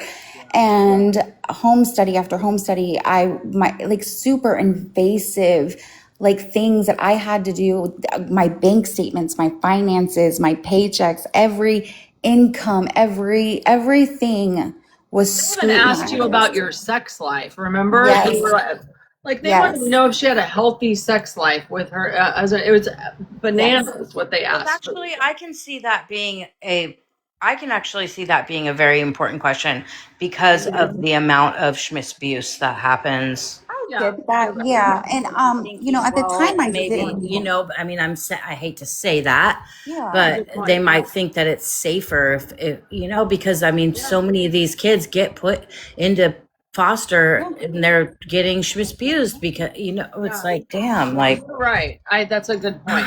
Yeah, it is. That is a good point. And I didn't think about it that way. But yeah, I mean, you're probably right. But yeah, and you have to sit there and the social workers in front of you and your husband and, not just like writing it on a paper, like asking you, and you're just like, we're great. I mean, what do I really want to know? Right. Like, it's awesome. It's just a very invasive thing. And I did it initially because that was the stipulations of getting my nephew, here because I'm in a different state. And so it was a different type of thing that I had to do. And then I had to get an attorney, and I spent $7,000 on that. And in the end, they didn't even tell me that he was adopted. And they totally blindsided me after the fact. And Did she actually adopt him? yes, yep, the adoption was finalized in December. I didn't even find out until February. And so, I didn't realize that. I Yeah. did not realize you got to find. so What? what I did is I still send him like Christmas presents, birthday presents, after school, snacks and stuff like that. I was paying for his birthdays. I was paying for everything because she couldn't afford it.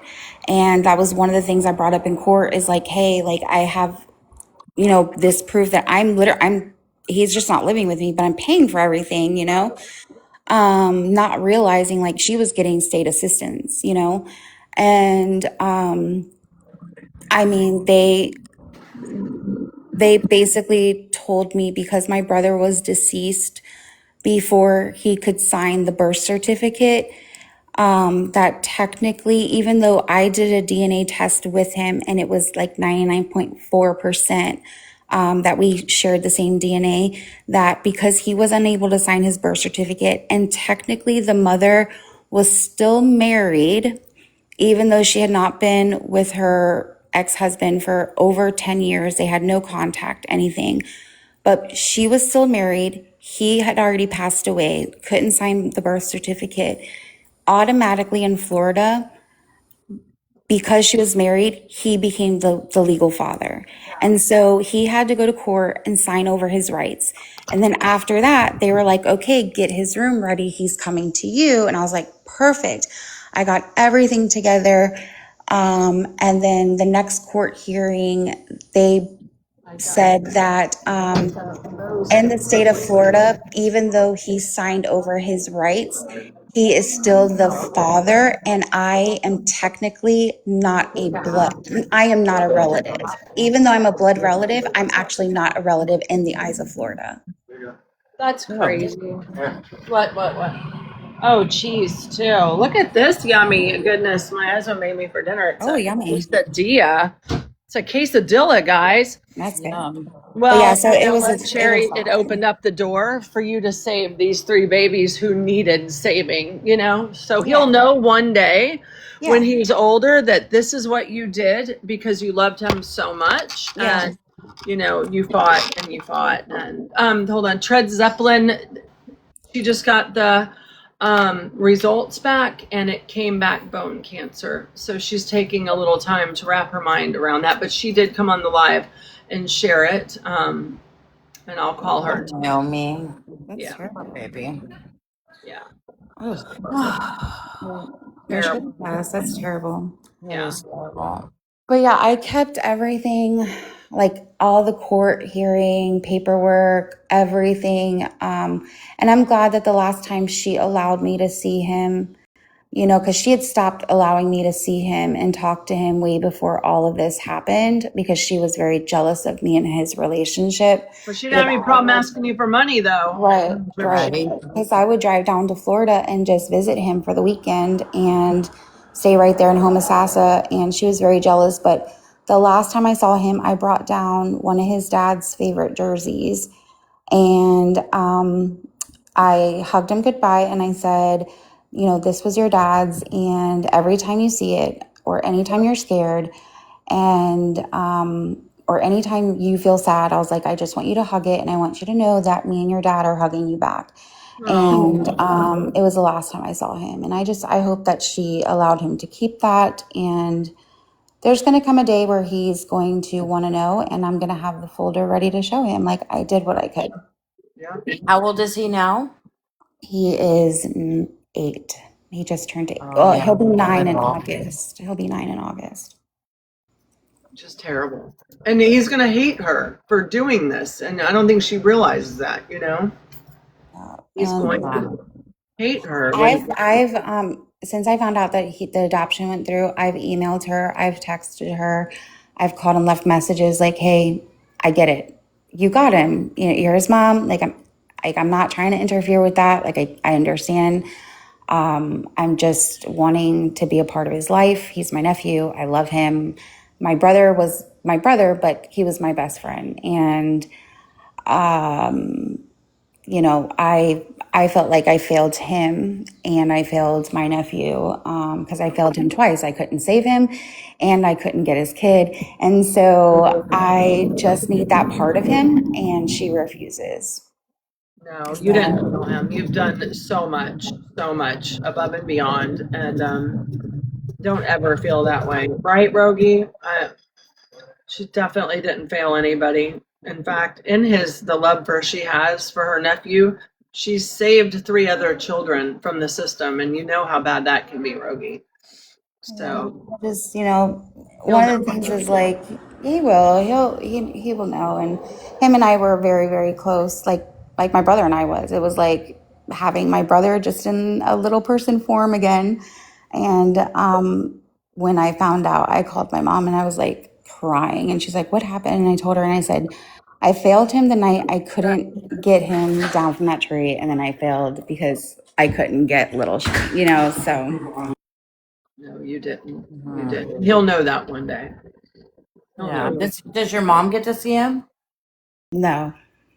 Oh, so he's been cut off from everybody. That's Yeah. a shame. That's Somebody that's not even a blood relative.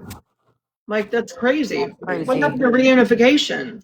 That's such a shame. Like, that's not Exactly. how that's supposed to go. Yeah, and I that's just why hope that he's safe. You know, I hope she's taking good care of him and loves him. I do too. I hope that he's happy, and I hope that no matter what, he knows how much I love him so much. And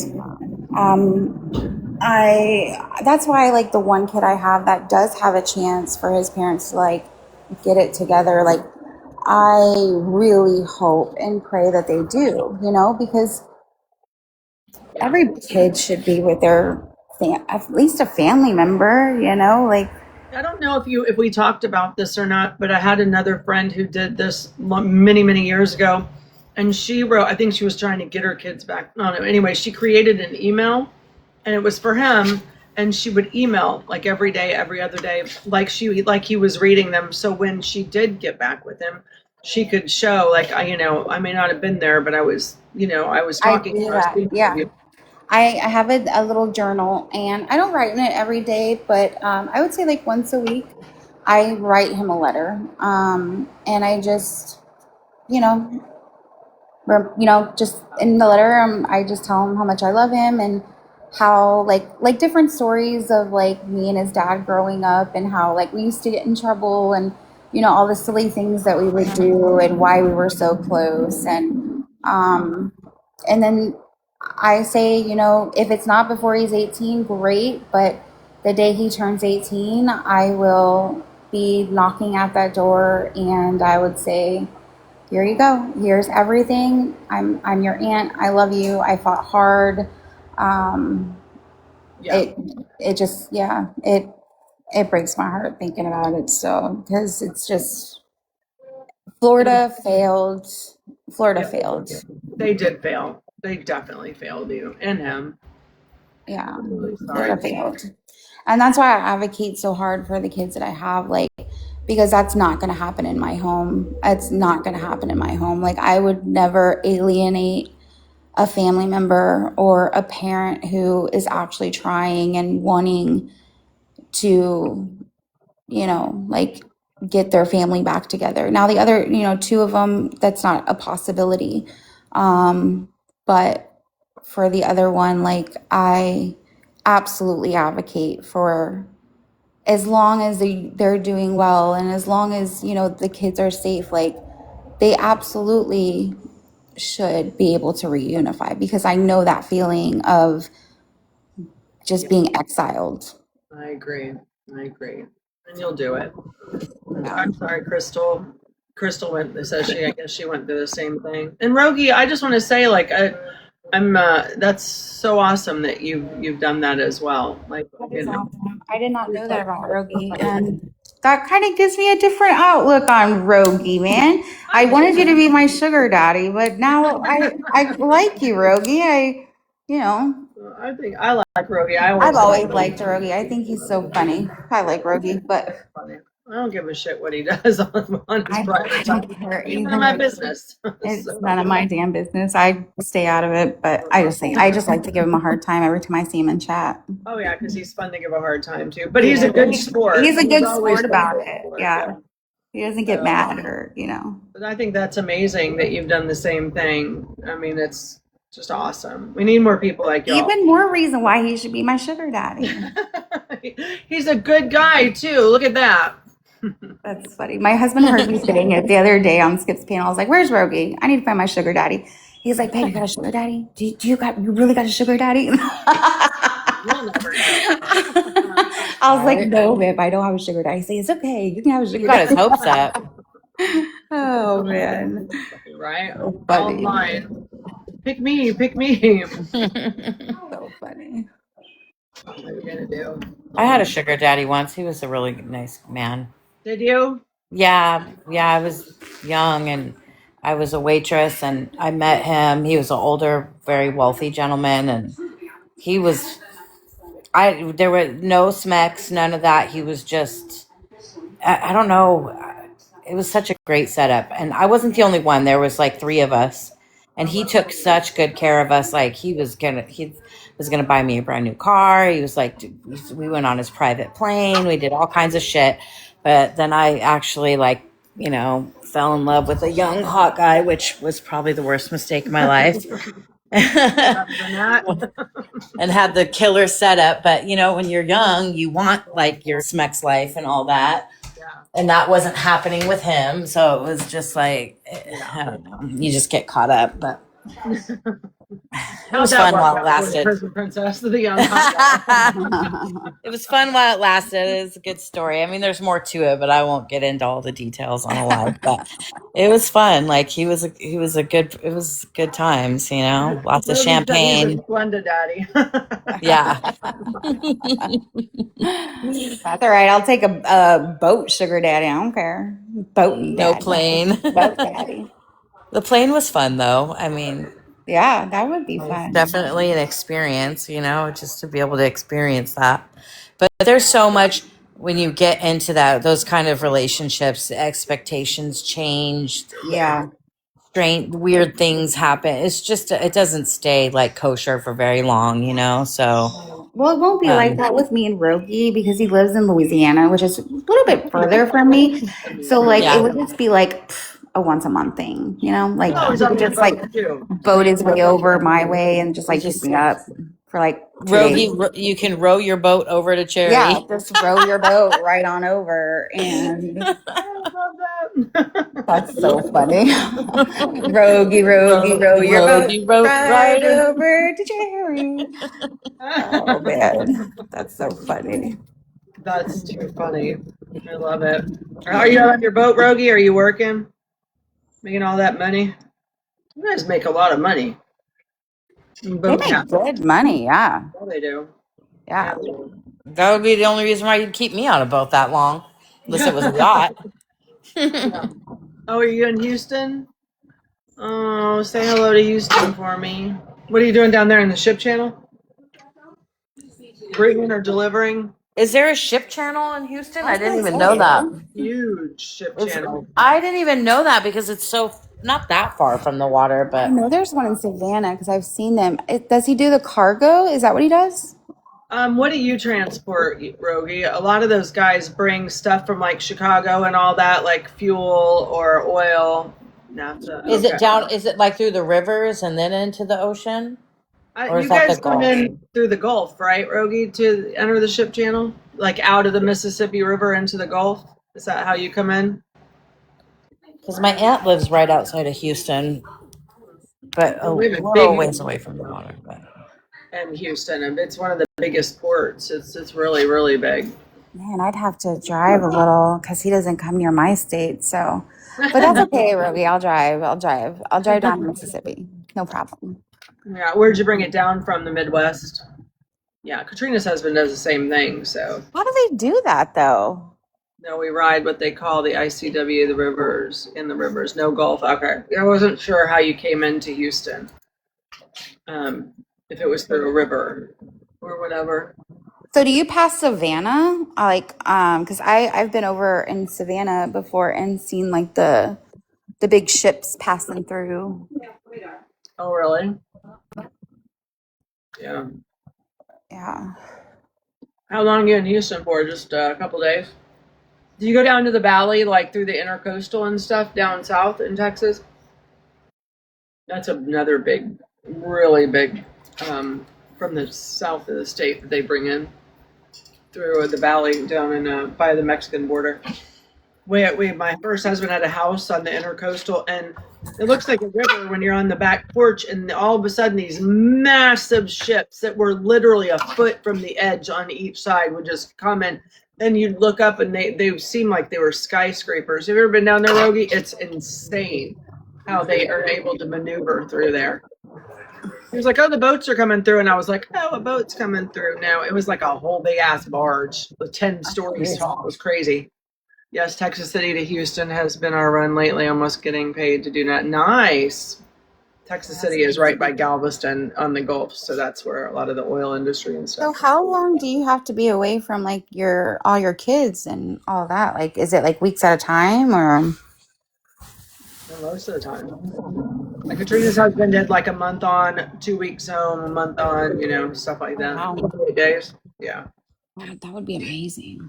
Why are you doing it? The bitch about it. And I was like, bitch, why are you bitching about it? I loved when Chad worked. Remember when my husband was living in Florida for a while and I was like, oh, this sucks because he was doing a job down there and I'm like, oh, this is terrible. Yeah. And he was gone for like 3 months though, but he was able to still come home like 3-day weekends once a month or whatever. But I was like, oh, this is terrible. And now that he's back, I'm like, are you gonna take that job in Florida? I thought I was going to hate it too when Chad went out in the oil fields at first. I was like, I'm never going to be able to live with you, be gone that long, and then he'd be gone. I feel like, oh my God, I love you for this. 28 on, 28 off. I mean, that's not bad. No, it's not bad at all. It goes by fast. And they make really good money doing that. Really They good. do. Yeah. So good for you, Rogie. Good for you. Hard working, and has fostered and adopted 2 other children. I love that about you. Yeah. Yeah, that's awesome. When people talk about Rogie, maybe focus on those really great things and stop worrying about his D pics and stuff. It's so stupid. Like, who cares? Like, first off, stop passing it around. Second off, who cares? Who has never sent a picture like that? Let's be real. Okay? Let's be for real, guys. That's enough.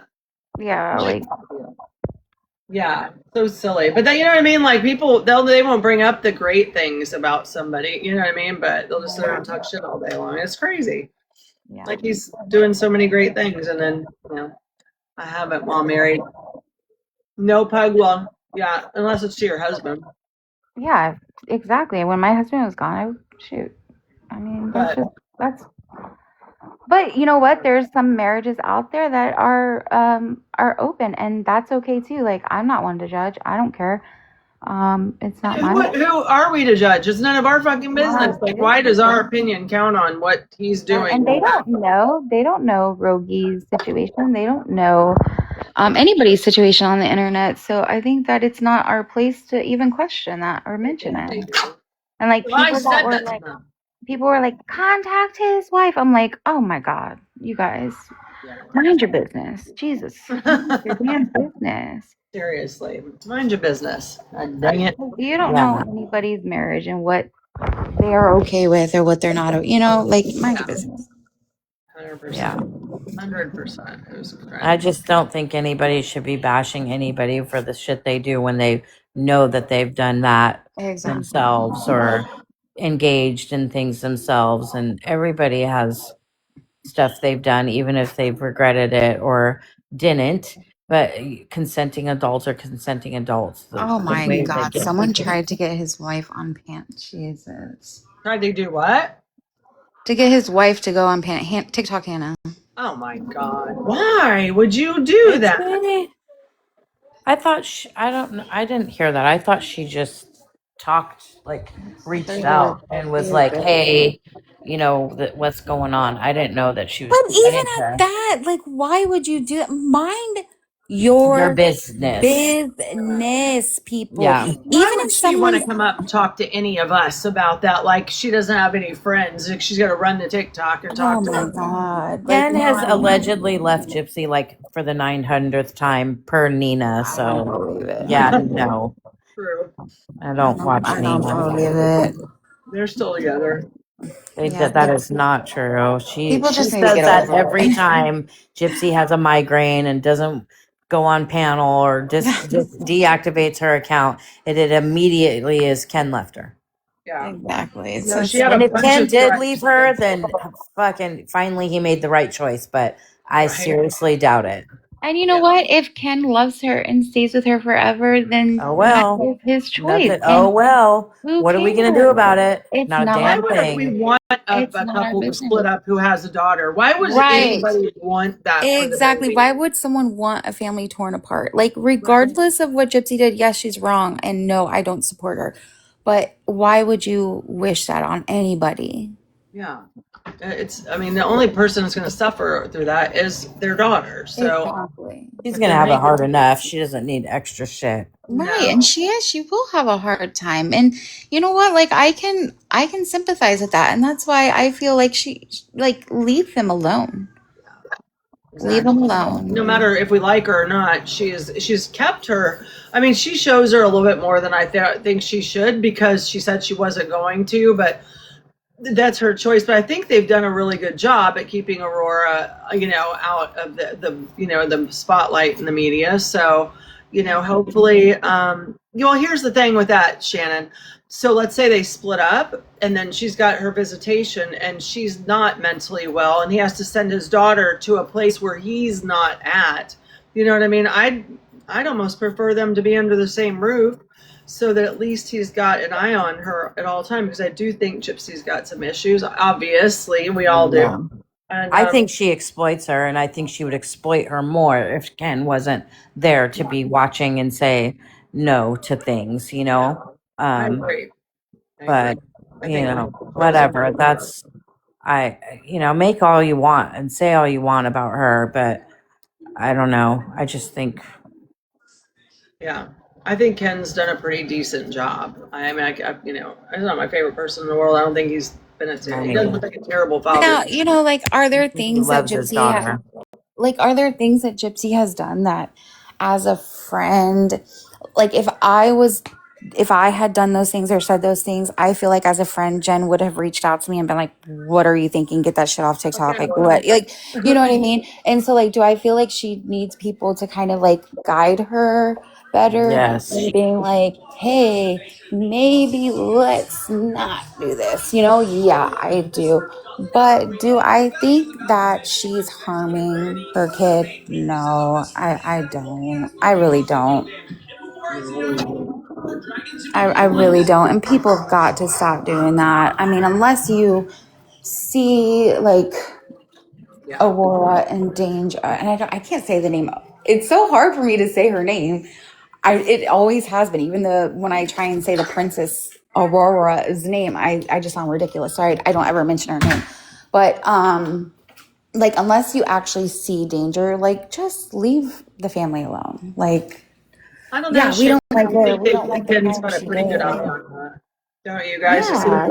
He's got his thumb on the whole thing, and I know they got cameras in their house. He's mentioned that before, so I'm sure even when he's not there, he's got a bird's eye view into the house. And I agree. I've said that since the minute she was born. Like that, it didn't feel like there was a connection, like a motherly Connection. Yeah. Yeah. She just looked But very you know what? Honestly, I'm not sticking up for Gypsy here, guys. I'm really not. But when you give birth, I think all of us mothers know that there is something called postpartum. And I can tell you, when I had my first son, I went through postpartum. And for the first 6 months of his life, I had a C-section, and it was very hard for me to bond with my son.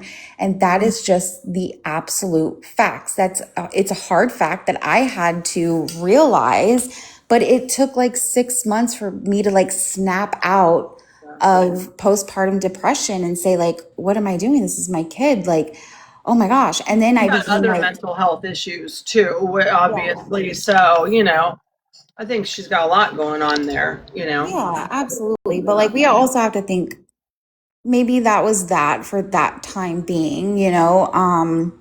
So I'm not like saying like I don't agree, I don't support her, but I also don't think that I won't talk about her kid. From what I understand, the family and Ken, what I've been told, they have a real tight leash on her with the baby, and she is being observed and watched, and you know they've been very careful. I don't know how to really put it, but they're on it when it comes to her and the baby. So that does make me feel better, you know, knowing how involved and that they're watching and, you know, making sure that she's not ever in a bad situation. And yeah, I believe that. And no, I do agree when people say like, you know, maybe she's not around as much, and that's okay. But you know, who are we to judge? I've never professed to be a perfect parent, and I don't think any of these ladies profess to be that either. And you know, I mean, it is what it is. So. we want to wish the best, right? We want her to be a good parent. We, you know, that's what we've always said for Aurora. Like, we want her to be a good parent to her. Nobody wants to see her fail, because the only person that's going to suffer is Aurora. So, you know, I prayed she was healthy. I prayed that Gypsy turned out to be a phenomenal parent. You know, and we just have to sit back and see what happens and pray for the best, you know, that she is being a great parent and there are good people there guiding her. And, you know, we don't want anything less for Aurora. Yeah. So. Yeah, it's going to be hard for her when she gets older. It is. It's going to be hard because I know me as a parent, like, would I let my kid go to Gypsy's house for the night? No, probably not. You know what I mean? Like, nah. I think that they need to reel her in on her social media, and I do think she has a lot of bad influences in her life. So I just think that I wish she would have come out and just not been so public about, you know, all of her videos and things she said, and like just really toned it down. Yeah. For Aurora's sake, you know, I really was hoping that, and she didn't. She came out pews blazing. I mean, and that's all stuff that's stuff that she had, the consequences of her actions once again is something that she has to deal with. I have always found it really strange that people are so worried about Aurora. I'm sorry, but I mean, I'm sorry, but that's their kid. Like, let them deal with that situation. I am not. That is not keeping me up at night. I'm sorry. I'm sorry if that comes off callous, but no, I feel the same way. That is the one I'm the least of my worries, you know? Yeah, I agree with you. When you sit there and worry about somebody else's kid, it's kind of like, why? Like, it's not your business. There's so many kids that need help that are in dire situations. That kid is not. Where people making assumptions, and even if that does happen, guess what? That's still their situation. There's nothing we can do about it, you know? Like, exactly. I hate to say that. I never come on live and say that stuff because I just feel like it's not my business. I mean, what happened? I thought, like, you know, nobody's supposed to really be talking about people's kids. Come on. Let's be so fucking for real. That does not exist. Every single person that says that does exactly that. So I know, but get like, out of here. what happened to that? Like, do as I say, not as I do. Isn't that like a so ridiculous? Rule, though? Like, they it was to the rooftops. So, like, let's stop. Like, what? It was all Dar's Prison Princess. We even said it while she was pregnant when we'd go live. Like, we're not talking about the baby. No. Pray and hope for the best. Like, you know, let's just be positive when it comes to her and Aurora. We want that for Aurora. You know, instead of sitting up here just beating her down every day. Do you really think that helps her mental health? You know what I mean? Like, and I know I did Billboard and that was a fucking fuck thing to do, but I already said I was sorry for it. But anyways, like, I don't want, you know, what made me change is my thoughts on that is when she said, you know, the Billboard was my tipping point. my mental health took a real hit with that, and I didn't want to live anymore. And I was Yeah. like, never in a million years do I want to be the reason that somebody doesn't want to wake up in the morning. And I apologized if that's what happened, and that's all I can do and not be a part of it. But why would we want to beat her up and make her mental health at risk when she's got the baby? We can't say we care about Aurora and then just sit up here and beat her down every day either. We can talk about the case and facts on the case, but anything that's happened since then is just simply none of our business. And you can't care about one person's mental health, but then say like, hey, I care about people's mental health. I don't want to see anybody do any harm to themselves. And then you're on the internet trashing people. Like, that's it's totally the opposite of what you're claiming. So I agree, Lappy. I agree with most of you. That's why I said I wished from the beginning that she came out a little more tame on social media, that she almost enjoys, to me, Gypsy enjoys any attention, whether it's good, bad, ugly. You know, she just thrives on it. She's a narcissist. Yes, I wish she would have had people around her, because like I would do, you know, or some of you would do for me, like, hey, you know, cut the shit. Like, this isn't a good look for you. But I don't think she has that. So, you know, I think Ken reels are in a lot. I know her family, you know, does their best. I've spoke with them, you know, but I don't want to be a part of anything that's going to, you know, compromise her mental health at this point. yeah, I agree. I listen, I said a month ago, I said this app is so toxic. Like, someone is going to end up hurt. Like, one way or another, someone's going to end up hurt, and I don't want to be a part of it. And I stand by that. And that's why you will not see me on any panels with the drama or the bashing or the trashing of people. I won't do it. Like, Do it. well, I don't want to be the reason anything happens to anybody. And I had to come to that realization. Yeah, and there's a lot going on in this community right now, and people need to feel supported, not beat up, you know? Yeah. And that's what we need to get back to. We need to stop doing that to each other. And Shannon, I agree with you. However, a lot of times TikTok or the internet is some people's outlet and release. And, you know, they get to, you know, what if they're, you know, in a bad situation at home, and the internet is a place for them to go to, you know, meet people. Listen, I'm in a state where I have no family. I have like 2 friends here that I don't get to see often because we all have kids and life is busy. So like, I have met people here on the internet that have become really good friends of mine. And some of those friendships have ended, some of them haven't ended, but regardless, I still love them all, you know?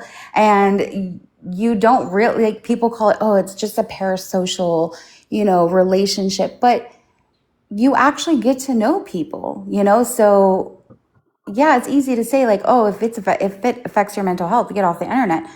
It's easy to say that, but what if this is your outlet? And that's not fair. Why does somebody that is depressed or has anxiety have to get off the internet because a grown adults can't just leave them the hell alone? I hope that makes sense. And thank you for the gifts. You don't have to do that. oh, thank you for the gifts. That's sweet. Yeah, it gets a little exhausting.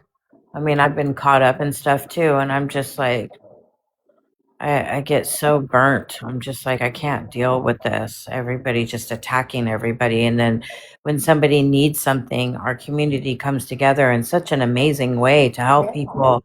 And I'm like, that's what it's about. That's what we used to do for each other. We need to get back to that, you know? And then we still have parts where people just take their personal feelings, and you know, they can't let go of stuff, and then they just keep it going and keep it going instead of forgiving and moving forward. And you know, knowing that a lot of people that have had stuff done to them have done stuff back and been accountable themselves. So it's like, you know, not always a one-way street when you're sitting there thinking that you're being, you know, attacked for no reason. It's not usually not like that, you know. So And I'm not talking about anybody particular, you know, it's just if the shoe fits, wear it, you know.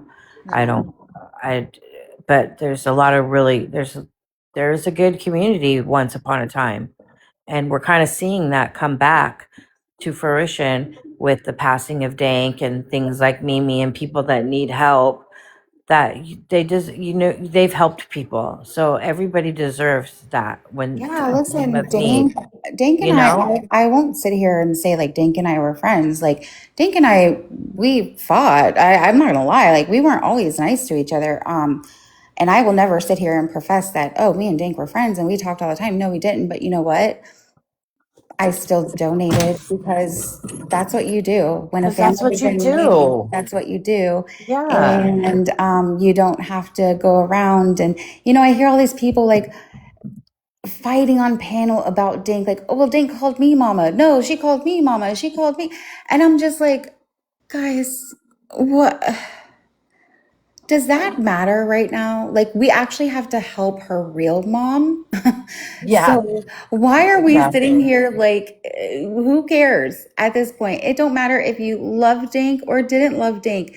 It doesn't matter if you were friends with her or you weren't friends with her. We're a community, right? And so we have to be there for her and for her Yeah. family. And like I said, as tea time, when I was tea time, Dink and I, we had at first we were fine, then we had a falling out, and then we never talked again. And but you know what? That doesn't change the fact that a family needed help.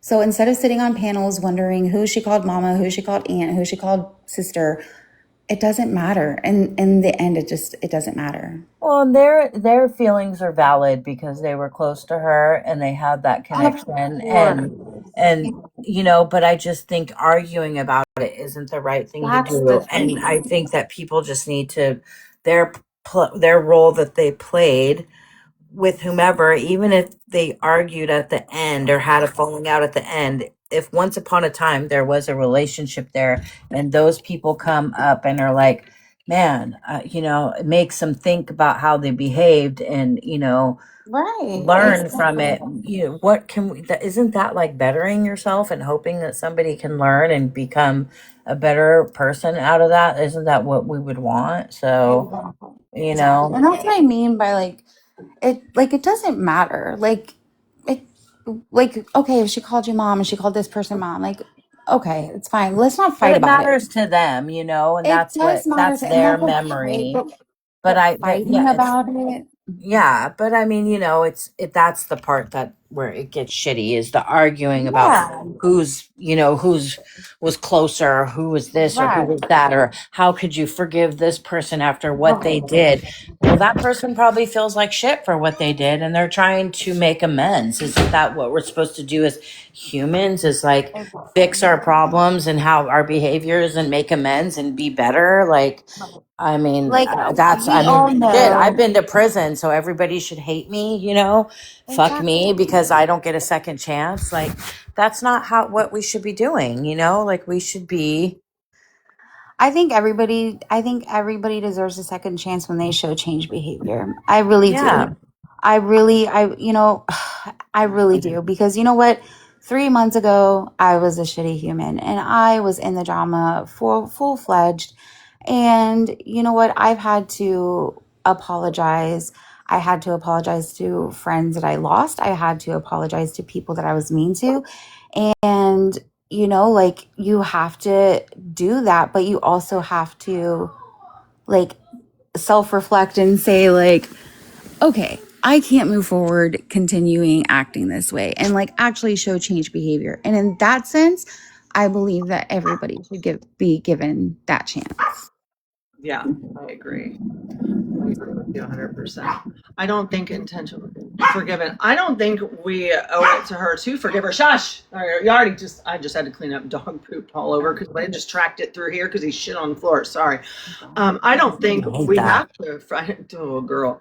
I don't think we have to forgive her. I don't think she, but I don't really think that she cares if we forgive her or not, so. Wait, who are we talking about? I I think guess she was talking about Gypsy Shannon was. Oh, I don't think it's our place to have to give her that forgiveness. That's going to be her maker. You know what I mean? Like, we're not her maker. She's going to have to answer to that eventually, you know, to whomever you believe in, you know, whomever that is. I'm not here to speak religion on anybody, but you know, that time will come. It's not for us. I hope one day she grows enough to where she can just take accountability, like real accountability. You know what I mean? I think if she would have done that right off out the gate, she'd be in a much better position right now with the public, much better. But she hasn't done that, and I think that's what she needs to do. She needs to work on herself and take accountability. And you know, I don't think she's going to do that. If it's not affecting your life, like just let it go. But I mean, you know, Gypsy Rose was our content, and you know that's what brought this community together, and everybody. She made herself a public, infamous figure, and we have rights to form opinions and have discussions about people that put themselves out there like that. You think all the famous people out there sit around and listen to all their trolls and worry about all the hate pages and all that? No, they stay how they are and wealthy and successful because they don't pay attention to that, you know, and their kids get attacked and their shit gets attacked too. I mean, look at what some of these kids are having to go through because of their parents, you know, like this is no exemption, you know? Yeah, I agree with you. But then in another sense, it's like, do you really still think that this is a Gypsy Rose community? Like an anti-Gypsy? It's really not. It's not. It hasn't been an anti-Gypsy Rose community forever. No one, barely anybody does any GRB content. There's a few that still stick to it. Yeah, it's just attacking each other's personal lives, their online lives, their looks, their behavior. Like, and now it's just us attacking each other, and it making people like it derailed. It is completely. Everybody's proving morbid right. Like, let's just put it that way. You know who I really like is I love Ashley Baby. She doesn't get involved in anything. She just sticks to the content. I knew she was going to be big from the beginning. I mean, I was like hyping her up. Boy, I thought she was so good. And she stayed true to that.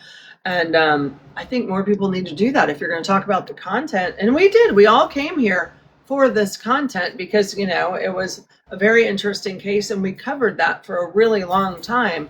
And just some kind of flip happened in this community, and it's been nothing but fuckery for about a year now, I would say. Easy a year. Yep. And we're just all attacking each other. We look stupid, guys. We look stupid. That's it. Like, That's all I'm for taking any of it. No. And I didn't realize, I didn't realize it probably until about like 3 months ago. Like, we just look dumb. Like, all we're doing is attacking each other for what? Grown women sitting on the internet for 15 hours a day. You know, that's wild.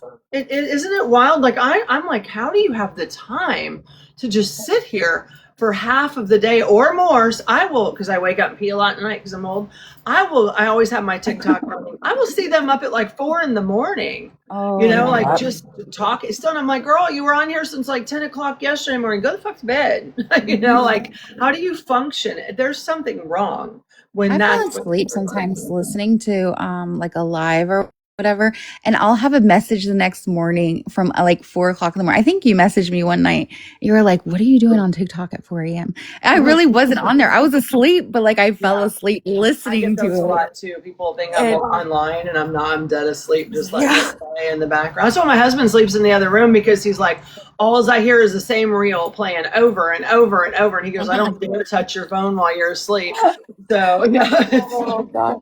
I'll wake up and I'm like, what is that noise in my ear? And it's like, I'm like, this person probably has like 1 million views on this one video at this point. Like, I'm glad I helped them out, because I used to accidentally send them out, like share them. Skip was always on the receiving end. This is before we got to be really close. And she'd be like, what does this mean? Why are you sending me these videos? I'm like, I don't know. I just did in the middle of the night. I'm sorry.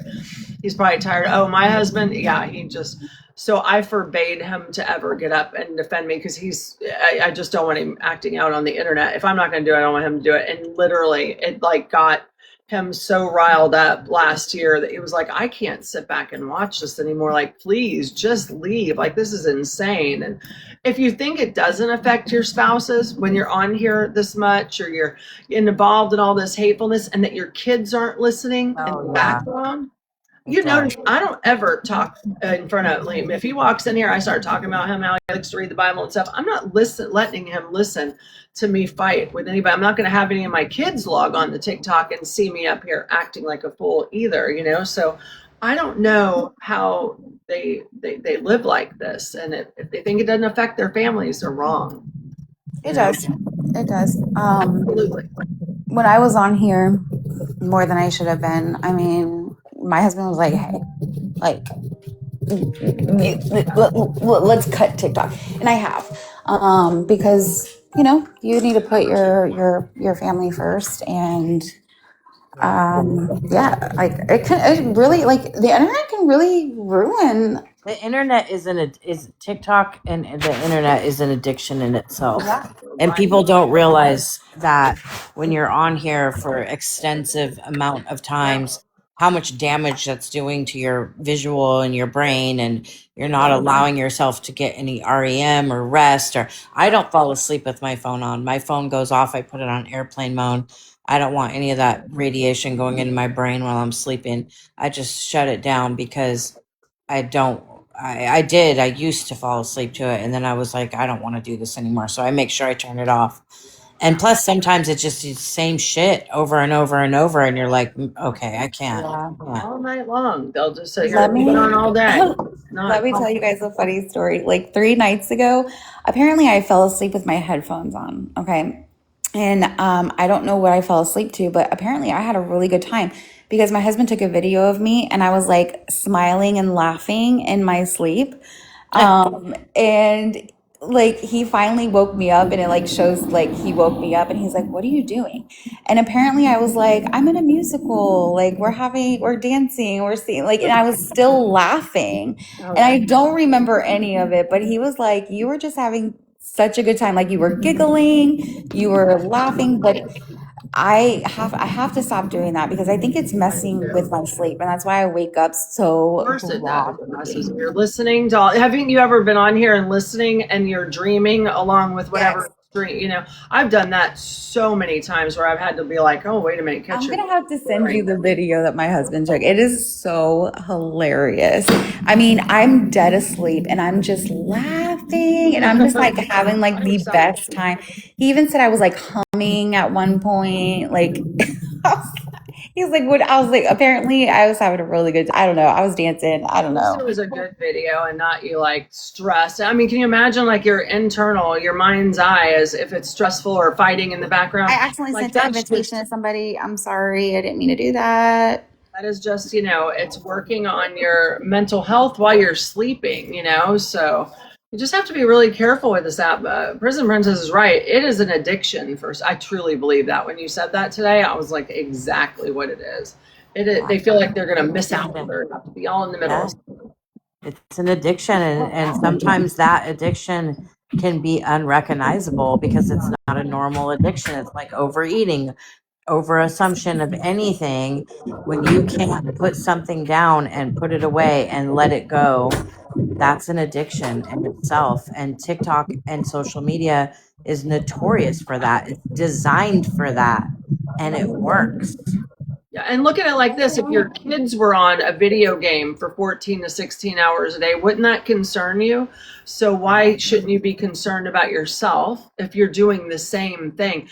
And you're not even like just scrolling animal videos. You are up here fighting and screaming and calling people names, digging into their lives, you know, like it's insane to me, you know? It is insane. I don't know. It's exhausting. And I do, like my husband, because I always wake up so tired. Like I feel worn out. And he's just like, babe, you got to stop wearing your headphones and like listening to these lives at night because it's like really messing with your head when you're sleeping. And not only that, but like you wake up exhausted because even though you got, 8 hours of sleep, you really didn't because your brain is just going. Yeah, definitely wasn't that good sleep that you need to recover. I don't, Yeah. and Shannon, that's what we're talking about. Like, it's just how, how could you have the time? I don't, I couldn't imagine having that much Listen, time. I will say that during the day, TikTok does keep me busy, but I work 40 hours. But I work from home. So I'm a little bit more like, I'm not in front of people constantly unless I'm in a meeting or something like that. So putting on, a TikTok live and watching it, it's not a big deal. And that's why, like, it's You've even easy. said yourself though that it, like you just feel like you get sucked into Oh, things you and get it sucked stresses you out, and Yeah, I mean, good God, my mental health 3 months ago. Like, yeah. I mean, I it was really not. affected it. Yeah. Yeah, like I was not in a good place at all. Like I had to like just completely take like myself out of everything because it was not good. I'm the first one to admit that shit. It happens. Sorry, I had to check a work text that just came through. Yeah, it does, Shannon. So I think that's a thing we all need to think about is if this is like when I log off TikTok, I don't give a shit what anybody's saying about me. It don't affect my real life.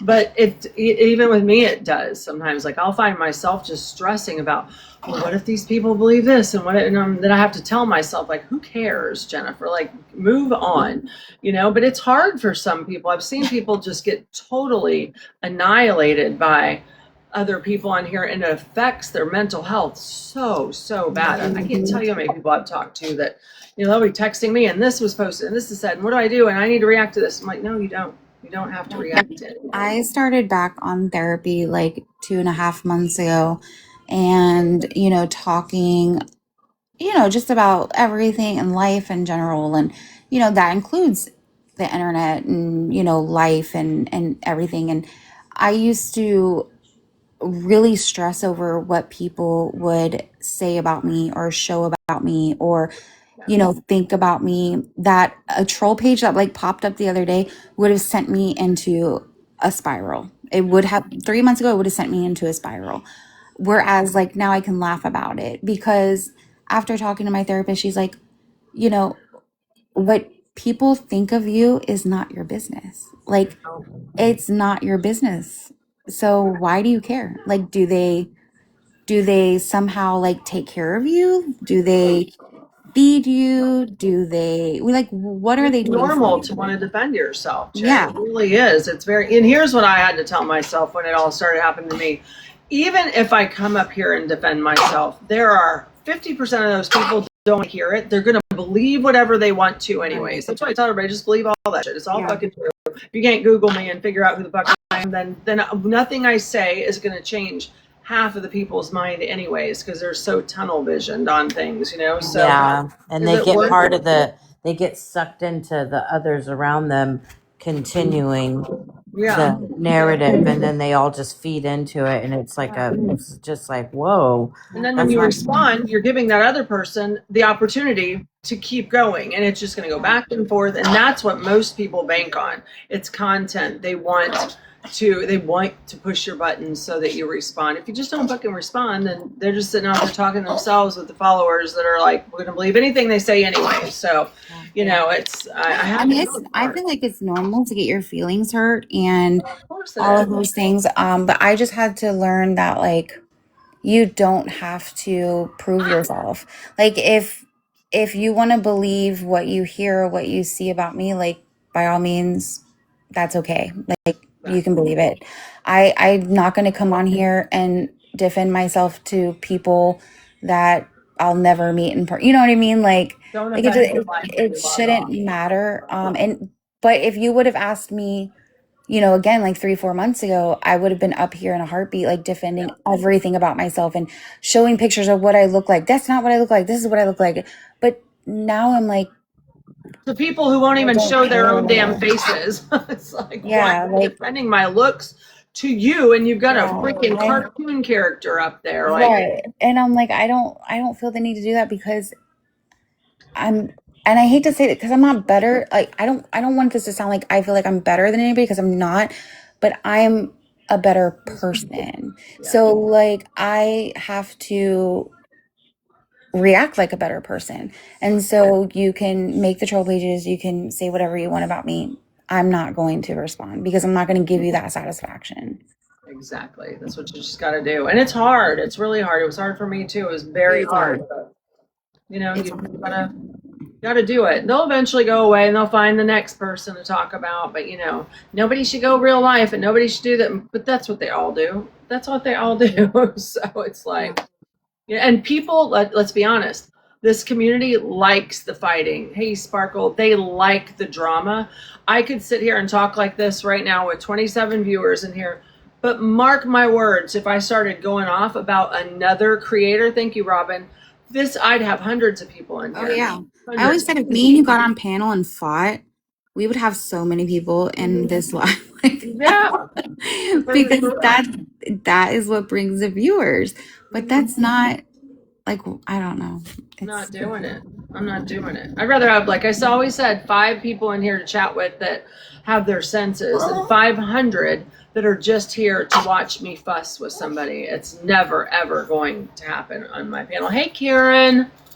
So, you know, we just got to learn to be better and not be involved with that kind of stuff, especially if it's hurting somebody else. You know? I will say, like, I will still stand up and say, like, in comment sections, if I hear someone saying something, I don't care if I'm not friends with that person, if I've never been friends with that person, or say me and that person had a fallout and we don't talk anymore. But if I hear them say something, 1, that's not true, or 2, that is so freaking awful, Yeah. I will make the comment and be like, wow, like, what are you guys doing as adults? Like, get it the fuck together. But look what happened. Perfect example is, like, me and Mimi are not friends. But when I saw what I thought was wrong that was happening to her, I was the first one. Well, not the first one, but yeah, I was actually the first one up on her panel to get up there and defend the situation, because what's right is right. And I'll always stand up and try to be on the right side of things. You know what I mean? But I'm not going to sit there and argue with everybody. And so many people were mad at me that I went up on her panel. I got so many messages how disappointed these people were and this and that. But I mean, you guys say you follow me because I don't, you know, sit up here and do all these ugly things and you know, but then when I do something kind or the right thing, then you guys get mad at me for doing that. So it's like, I just got to do what I feel is right. Like you just said, you'll stand up for, you know, on the right side of things and give your opinion, but Yeah. don't sit up here and argue with people. It's not going to happen. You know, I feel like you guys would be more disappointed if I didn't stand up, or maybe if I did. Fuck, I don't know. You just never know here anymore. Hey, Anna, how are you? I don't know. It is what it is. Yeah. I'm glad I have my little corner of this app and I'm able to come up here and chat with people that I like to chat with and stay out of it. If it ever becomes a true crime community again, I'd be happy to partake. But I do want to read, you know, you should do it with me, Cherry. Let's co-host and read this book and like take turns reading the chapters. Which book? The latest book? Like Prison Princess, you too. The shit. You know, the book that William wrote. Yeah. I'll send it to you if you want to do it. I can send it through Amazon. It's only like $5 or something, but I want to read it. But I'd like to, somebody had mentioned the other day about, you know, reading it with other creators, which just changes it up a little bit. And then it's, you know, it's nice to be able to share perspective, you know, when you're reading something and talk through it, you know, chapter by chapter and like have a discussion after each chapter. And, you know, I think that would be fun. Everyone has something. Yeah. So this is it. I haven't read one word of it yet. My pin's in there because I don't know why, but yeah. So what do you guys think about doing that? Like we take turns reading the chapters and then we have an open discussion after each chapter. It's not really long, but I'd like Yeah, to. it's a good book. Pam Cakes read it. Did she? Yeah, and I was really impressed with it. Now there's all this controversy about the damn book being written. I'm like, oh my God, you guys are crazy. But Gypsy can write 3 books that contradict themselves and are full of lies. Well, but somebody said that it was plagiarism because they said that he took that from a YouTuber verbatim and blah blah blah blah blah, and everybody's just in an uproar about it. Like, no, he didn't, and Wow. I'm like, who cares? The message is out there. Like, Right. and he accredited a lot of people in that book, like where his sources were. And I just feel if he was going to do that for some, if he got his information from another, he would have sourced it. He would have said it. I don't feel like he's the type that would have not said it because he said it for others. So I feel like it's just an attack on him. And I'm like, that's just not cool. And in most of the conversation, how do you say exactly who said it first? There's so many of us here that have been having these conversations, diving into the FOIAs, all this. So, Well, it was verbatim, allegedly, from a YouTuber's stories that she's telling on her channel. Oh, okay. And they said like he took that and put it into a book, and I don't know, huh? Did he credit her? No, that's what I'm saying. But when he did credit sources in his book, he did credit them, and I'm just like, if he would have gone to her page and said that and saw that she was a source, I feel like he would have credited her because he did do source shadow. So I'm like, why wouldn't he have done it to her? Like it just didn't make any sense. And I don't know. I haven't deep dived into that because I was just like, whatever. I don't really care that much. I care that the book is out there and people are reading it and the message is out. So there it is. I agree. Well, I'm excited to read it. So if you want to, I'll send you a copy. And if you want to read it with, I think that would be, and it just changes up a little bit. And I just like the idea of like having an open discussion after each, chapter and talking it over with everybody. So I didn't know Pancakes did it already. Yeah, she did it. She's good. And it was really good to listen to it. She's got a very therapeutic voice. So. Oh, nice. Yeah, I'd like to do that. I think you guys do too. That's why I think it'd be fun to read it with you. Yeah, I think so too. I would enjoy that. I'll send it. I think Amazon will deliver it in like 2 days. So I'll just verify the address I have for you. Yeah, just send me the name of it, and I'll get it off of Amazon. Oh, you can do an ebook too. Yeah, that's what I was gonna do. Ebook. Yeah, it's 99 cents if it's an ebook, but if you want the paper copy, it's $5.99, I think. But that's it. The Woman They Made a Monster. The Woman They Made a Monster. It's so good. Yeah, it's so good. I'm excited to read it. I was waiting for somebody to do this, like actually, write a book showing all the contradictions and lies, and then, for Dee Dee, like, why hasn't anybody done this? Like, I'm so glad that he did, and I hope there's more to follow. I think the more people that are aware, let's be honest, this TikTok community is not that big. So there's all these millions of people out there who think that she was a victim of Munchausen by proxy because they watched the show on HBO, so, and they're not watching all this shit that we're talking about on TikTok. I mean, most people don't even know who the hell she is or care. So the more people that write books in Dee Dee's defense, I'm all about it.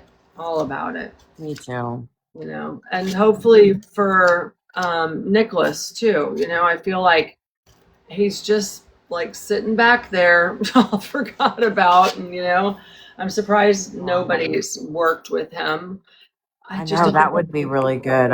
If someone wrote a book on his behalf, and I feel like he doesn't trust people though. Look how many times people have I think that's why screwed him over. Yeah, I think that's why it hasn't happened. I mean, this kid just came out of nowhere and just did it. He's not even a part of the community. He's not none of that. He just did it. Nobody even knew. It just popped up, and it was like, what?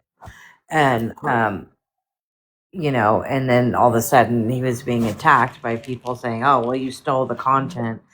Of course. But they're here for Dee Dee, right? But they're gonna, go after this 19-year-old creator who wrote a whole book, and they're gonna just slam him instead of like being, great job, somebody finally did this. I mean, all these people scream how they're here for Dee Dee, and then, but no, they're not.